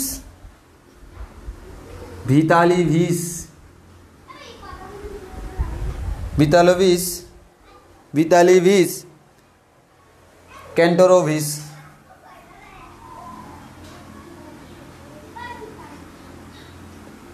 তো এটা একটু মুখস্থ রাখতে হবে, মুখস্থ না থাকলে সমস্যা নাই। নামটা দেখে তুমি মোটামুটি নামের থিমটা মাথায় রাখতে পারলে হলো, কারণ অপশানের মধ্যে দেওয়া থাকবে, তোমার অপশানের মধ্যে দেওয়া থাকবে নিচের আমাদের যোগাশ্রয়ী প্রোগ্রামিং জনককে অপশানে তো দেওয়া থাকবে। সো অপশানে যেহেতু দেওয়া থাকবে তোমার টেনশন নেই, তুমি জাস্ট নামটা একটু মাথায় রাখো, লিওনিদ ভিতালিভিচ ক্যান্টরোভিচ। হ্যাঁ, লিওনিদ ভিতালিভিচ ক্যান্টরোভিচ, উনি হচ্ছে আমাদের যোগাশ্রয়ী প্রোগ্রামের জনক। উনি সর্বপ্রথম ব্যবসা বাণিজ্যের ক্ষেত্রে আমার এই যোগাশ্রয়ী প্রোগ্রামে নিয়ে আসেন, যাতে করে অল্প আমাদের নির্দিষ্ট পরিমাণ বা আমাদের অল্প মূলধন দিয়ে আমরা বেশি লাভ করতে পারি চাহিদা অনুসারে। এটার একটা বীজগাণিতিক ম্যাথমেটিক্যাল এই জিনিসটা ইন্টারপ্রেট করা হয়েছে। আগে মনে করা হয়তো এটা হচ্ছে আমাদের ম্যাথমেটিক্স, শুধু আমাদের ব্যবসা বাণিজ্যে ম্যাথমেটিক্স লাগে না, বাট উনি প্রমাণ করে দিয়েছে ব্যবসা বাণিজ্যে লাভের জন্য আমার ম্যাথমেটিক্স খুব বেশি গুরুত্বপূর্ণ। এবং এই যোগাশ্রয়ী প্রোগ্রামিং বা ইংলিশে বলে লিনিয়ার প্রোগ্রামিং, যারা কমার্সের স্টুডেন্ট ইউনিভার্সিটি লেভেলে তারা মার্কেটিং নিয়ে পড়ে বা অন্যান্য কমার্সের সাবজেক্টগুলো নিয়ে পড়ে, তাদেরকে এগুলো করা লাগে। কেন করা লাগে? কারণ এটা হচ্ছে ব্যবসা বাণিজ্যে খুব বেশি ইম্পর্টেন্ট। তো তোমরা এখন থেকে করতেছো, তারা হয়তো ভার্সিটিতে যায় করবে। এবার আসো, এটা হচ্ছে যোগাশ্রয়ী প্রোগ্রামিংয়ের জনক দেখলাম। এবার হচ্ছে যোগাশ্রয়ী প্রোগ্রামিংয়ের পরীক্ষায় যে ম্যাথগুলো আসে, তার জন্য আমাদের প্রথমত যোগাশ্রয়ী প্রোগ্রামিংয়ের তিনটা জিনিস তোমাকে একটু মাথায় রাখতে হয়। একটা হচ্ছে আমার প্রথম কথা হচ্ছে আমাদের যোগাশ্রয়ী প্রোগ্রামের জন্য জেনে রাখা জরুরি, একটা হচ্ছে সিদ্ধান্ত চলক। তো কোন একটা সিদ্ধান্ত নেওয়ার জন্য আমরা যে চলকগুলো ব্যবহার করি সেগুলোকে আমরা বলি কি? সিদ্ধান্ত চলক। যেমন তোমাকে কোনো একটা প্রবলেমে বললো তোমার সামথিং নাথিং, দেন তোমার কয়টা কলম কিনবা কয়টা আমি খাতা কিনবা, তাহলে কয়টা কলম কিনবো, কয়টা খাতা কিনবো? আমি ধরি এক্স সংখ্যক কলম কিনবো, ওয়াই সংখ্যক খাতা কিনবো। এই যে এক্স এবং ওয়াই, এটার মান যে কোনো কিছু আসতে পারে, এটাই হচ্ছে যোগাশ্রয়ী প্রোগ্রামিংয়ের চলক। তাহলে যোগাশ্রয়ী প্রোগ্রামিংয়ের সিদ্ধান্ত চলক হচ্ছে এক্স এবং ওয়াই। শর্ত হলো এক্স এবং ওয়াই হচ্ছে একটা কোয়ান্টিটি, কলম কিনবো এক্সটি, খাতা কিনবো ওয়াইটি। এই কোয়ান্টিটি কখনো নেগেটিভ হইতে পারে না। ওই কারণে যোগাশ্রয়ী প্রোগ্রামিং সবসময় মাথায় রাখতে হবে, সিদ্ধান্ত চলকের ক্ষেত্রে এক্স এর মান greater than or equals to 0, y এর মান হচ্ছে আমাদের y is greater than or equals to 0। এটা হচ্ছে আমাদের শর্ত, এক্স এর মান greater than or equals to 0, y এর মান greater than or equals to 0। এটা কখনো নেগেটিভ হইতে পারে না। এবার আসো, সিদ্ধান্ত চলক যখন গেল, এবার তোমাকে জানতে হবে উদ্দেশ্য বা অভিষ্ট ফাংশন। উদ্দেশ্য বা অভিষ্ট ফাংশন। এই উদ্দেশ্য বা অভিষ্ট ফাংশনটাকে জেড দ্বারা প্রকাশ করা হয়, যেমন Z equals to A X plus B Y টাইপসের। অর্থাৎ তোমার সিদ্ধান্ত চলকের উপর ডিপেন্ড করে তুমি কি উদ্দেশ্য নিচ্ছ। তোমার উদ্দেশ্য হইতে পারে সর্বাধিক লাভ, তাহলে জেড মানে হচ্ছে লাভ হিসেব করতেছ ম্যাক্সিমাম। তোমার টার্গেট হচ্ছে সর্বাধিক কোয়ান্টিটি, সংখ্যক, সর্বাধিক সংখ্যা, তখন জেড মানে হচ্ছে সংখ্যা, আমাদের কোয়ান্টিটি হিসাব করতে হবে। তাহলে আমরা যে জিনিসটা বুঝতেছি, উদ্দেশ্য বা অভিষ্ট ফাংশন হচ্ছে তুমি কি টার্গেট করতেছ। তুমি যদি সংখ্যা টার্গেট করো, এটা সংখ্যা। তুমি যদি লাভ টার্গেট করো, এটা লাভ। তুমি যেটা টার্গেট করবে এটা হচ্ছে সেটা। এটা হচ্ছে উদ্দেশ্য বা অভিষ্ট ফাংশন, যেটা কার উপর ডিপেন্ড করে? সিদ্ধান্ত চলকের উপর ডিপেন্ড করে। এখন এই জিনিসটাকে আমার ম্যাক্সিমাইজ অর মিনিমাইজ করতে হয়। তার জন্য আমার কি লাগে? কিছু আমার শর্ত বা সীমাবদ্ধতা লাগে।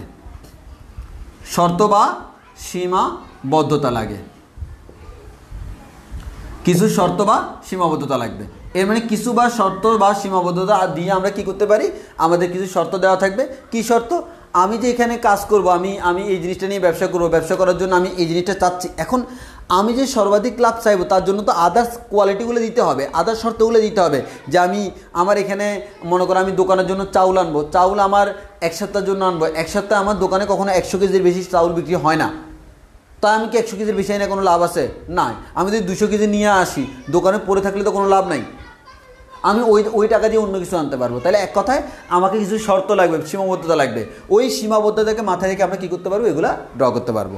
আমাদের এখান থেকে আমরা সিদ্ধান্ত নিতে পারবো। এখন আসো আরেকটা ইম্পর্টেন্ট, আরেকটা হচ্ছে সম্ভাব্য এলাকা।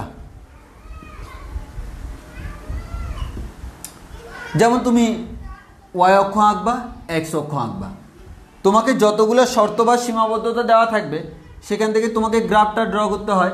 গ্রাফ ড্র করতে তোমরা ইন্টারমিডিয়েট লেভেল থেকে জানো, সো আমার এখন আর বলার কোনো প্রয়োজন নেই। গ্রাফের ডিরেকশনটা দিতে হয়। তাহলে গ্রাফের ডিরেকশনটা, এই গ্রাফের ডিরেকশন মনে করো এইদিকে। তুমি আরেকটা গ্রাফ পাইলা, মনে করো এটা, এই গ্রাফের ডিরেকশন মনে করো এদিকে। তাহলে আমার মনে করো এই দুইটাই শর্ত, যতগুলো শর্ত ততগুলো গ্রাফ। আর এই শর্ত দুইটা না থাকলেও আছে, এই শর্তগুলো মিন করে এক্সের থেকে বড়, ওয়াই থেকে বড়, that means first quadrant. So এগুলো অ্যাপ্লাই করার দরকার নাই, এটা অ্যাপ্লাই করলাম। এখন এই দুইটা মিলে কমন এরিয়া কোনটা? কমন এরিয়া এটা। কমন এরিয়ায় ছেদবিন্দু কয়টা আছে? এই 1টা 2টা 3টা 4টা। এটা এগুলো তোমার আগে থেকে জানা থাকে। আর এটা মানে কি? এটা মানে হচ্ছে এই রেখা আর এই রেখার ছেদবিন্দু, এই দুইটাকে সমাধান করলে তুমি এই পয়েন্টটা পেয়ে যাবা। এরপর এখানে যতগুলা পয়েন্ট পাইলা, সবগুলা পয়েন্টকে তুমি জেডের মধ্যে বসাবা। বসানোর পর যদি বলা হয় ম্যাক্সিমাম, তাহলে তোমার ম্যাক্সিমাম বললে ম্যাক্সিমামটা বের করবা, মিনিমাম বললে মিনিমামটা বের করবা। জেডের মান যেটা ম্যাক্সিমাম মিনিমাম হয় সেটাই তোমার আনসার। যদি বলে ম্যাক্সিমামটা আনসার, যদি বলে মিনিমামটাই আমার আনসার। এবার অনেকে বলবে ভাইয়া আমার ভার্সিটিতে অল্প সময়ের মধ্যে, আমি যোগাশ্রয়ী প্রোগ্রাম খুবই সোজা, ভার্সিটিতে অল্প সময়ের মধ্যে আমি কীভাবে সলভ করব? অল্প সময়ের মধ্যে সলভ করার জন্য তোমার প্র্যাকটিস করতে হবে। এই ধরনের জিনিসগুলো হচ্ছে প্র্যাকটিস করা ছাড়া কোনো উপায় নাই। তুমি প্র্যাকটিস করলে তুমি সেখান থেকে বলতে পারবা যে আমাদের কোনটা হবে কোনটা হবে না। তো তোমাদের তার আগে একটা জিনিস দেখা যাচ্ছে, আমি একটা প্রশ্ন তোমাদেরকে দেখাইতে ভুলে গেছি আগের ইয়া থেকে। একটু প্লিজ ওয়েট করো। আমি সাস্টের একটা প্রশ্ন দেখানোর কথা ছিল তোমাদেরকে। হ্যাঁ, সাস্টের একটা প্রশ্ন দেখানোর কথা ছিল যে আমাদের 2016-17 সালে সাস্টের সংখ্যা আমাদের এই প্রশ্নটা আসছিল। সেটা হচ্ছে √3x + 1 divided by 3 + x 5 - x plus 5 is less than or equals to 3 এর সমাধান সেট। বলা হলো এটার সমাধান সেট কোনটা। যখন বললো এটার সমাধান সেট কোনটা একটু খেয়াল করে দেখো, তাহলে আমরা এটাকে লিখতে পারি 3x plus 1 divided by 3 plus x 5 minus x root over 5টা এ পাশে গেলে -5 লেস দেন অর ইকুয়াল -2। -2 থেকে ছোট, আচ্ছা বলো তো -2 থেকে ছোট সকল সংখ্যা কেমন? ঋণাত্মক। এবার তুমি বলবা রুট ওভার সামথিং এটা কি ঋণাত্মক হইতে পারে? না, রুট ওভার সামথিং এটা অলওয়েজ কেমন? ধনাত্মক। তাহলে বুঝতেই পারতেছ আমাকে বলা হলো এক্স এর কোন মানের জন্য এটা সত্য। তো আমার কথা হচ্ছে এক্স এর মান তুমি যেটাই বসাও না কেন এটা তো অলওয়েজ ধনাত্মক, বাট তারা তো হচ্ছে ঋণাত্মক, এর মানে এক্স এর কোনো মানের জন্য এটা সত্য নয়। ওই কারণে আমরা বলবো এটা আনসার হচ্ছে ফাঁকা সেট।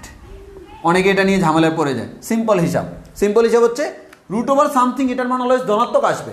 তো এটার মান যদি ধনাত্মক আসে তোমাকে তো বলছে এটা -2 থেকে ছোট হইতে হবে, তো -2 থেকে ছোট সংখ্যা তো ঋণাত্মক, তাহলে আমার আসবে ধনাত্মক, চাচ্ছি ঋণাত্মক, এটা তো সম্ভব না। যেহেতু সম্ভব না কোনো আনসার পাবো না, এর মানে ফাঁকা সেট। আরেকটা প্রশ্ন আমি বলতে ভুলে গেছি, ঢাকা ইউনিভার্সিটির প্রশ্ন। ঢাকা ইউনিভার্সিটির একটা প্রশ্ন আমরা দেখাই।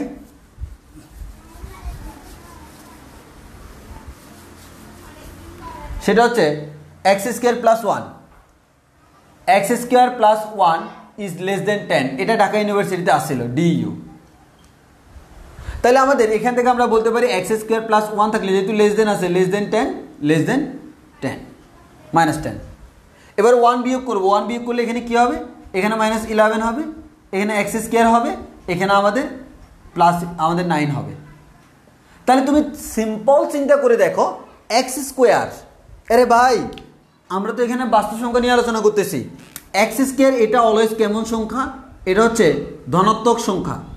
ভার্সিটির প্রশ্নগুলো এরকম হয় ধনাত্মক। তো আমার এটা যদি ধনাত্মক হয় -11 কি ধনাত্মক? না। তাহলে তুমি বুঝতেই পারতেছ x স্কয়ারের মান কিন্তু এগুলো হইতে পারে না। তাহলে আমরা বলবো কি x স্কয়ারের মান সেটা শুরু হবে 0 থেকে। এটা কেন দিছি বুঝছো তো? এটা দেওয়ার কারণ একটাই, সেটা হচ্ছে x স্কয়ার তো আমার ধনাত্মক সংখ্যা, ধনাত্মক সংখ্যা তো ঋণাত্মক হবে না।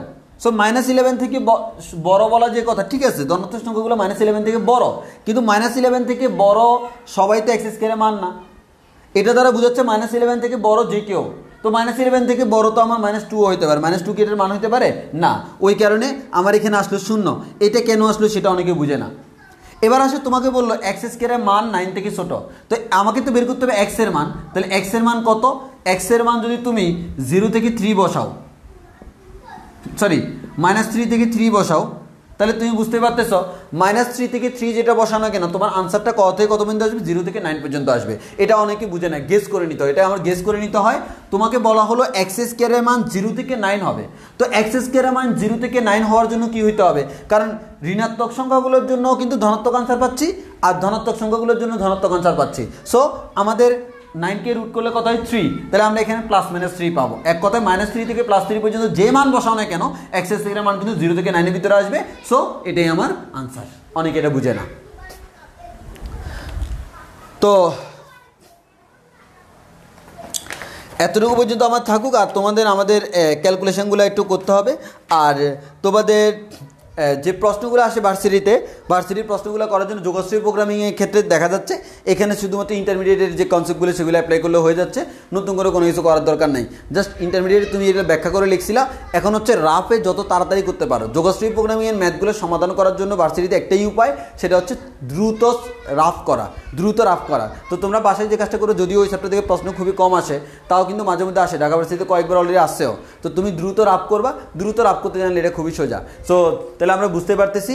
আর আগামী ক্লাসে আমরা আমাদের ক্যালকুলেট শুরু করব। আজকের ক্লাসটা আমাদের দেখা গেছে খুবই আমাদের লো লেভেলের ক্লাস, মানে লো লেভেলের ক্লাস বলতে আহামরি কোনো এই যে কনসেপ্ট পড়ানোর মতো কিছু ছিল না, আমাদের ইন্টারমিডিয়েট লাইক এস ইন্টারমিডিয়েট। কিন্তু আগামী ক্লাসটা হচ্ছে আমাদের ক্যালকুলাসটা আমরা বেসিক টু প্রো লেভেল পড়াবো। ওই কারণে আমি ক্যালকুলাসে বেশি ক্লাস রাখছি, কারণ হচ্ছে ক্যালকুলাস হচ্ছে তোমার আমাদের অ্যাডমিশনের জন্য মারাত্মক লেভেলের টপিক্স। আর ক্যালকুলাস দেখা যাচ্ছে এত বেশি বড়, আমাদের অনেকের ক্ষেত্রে দেখা যাচ্ছে তোমার এই ক্যালকুলাসটা ইন্টারে যতবার করে ততবারও ভুলে যায়। আবার অনেকের ক্ষেত্রে পড়াটা আমাদের তারা যে টেকনিকে পড়ে টেকনিকটা আমার সুন্দর নয়, ওই কারণে তাদের পড়াটা আমাদের মনে থাকে না। বাট আমার কথা হচ্ছে আমরা ম্যাথ এমনভাবে করবো, আমরা করার আগে মাথা অটোমেটিক দৌড়াবে ম্যাথটা। সো আমাদের ক্যালকুলাসে ইনশাল্লাহ দেখা হবে।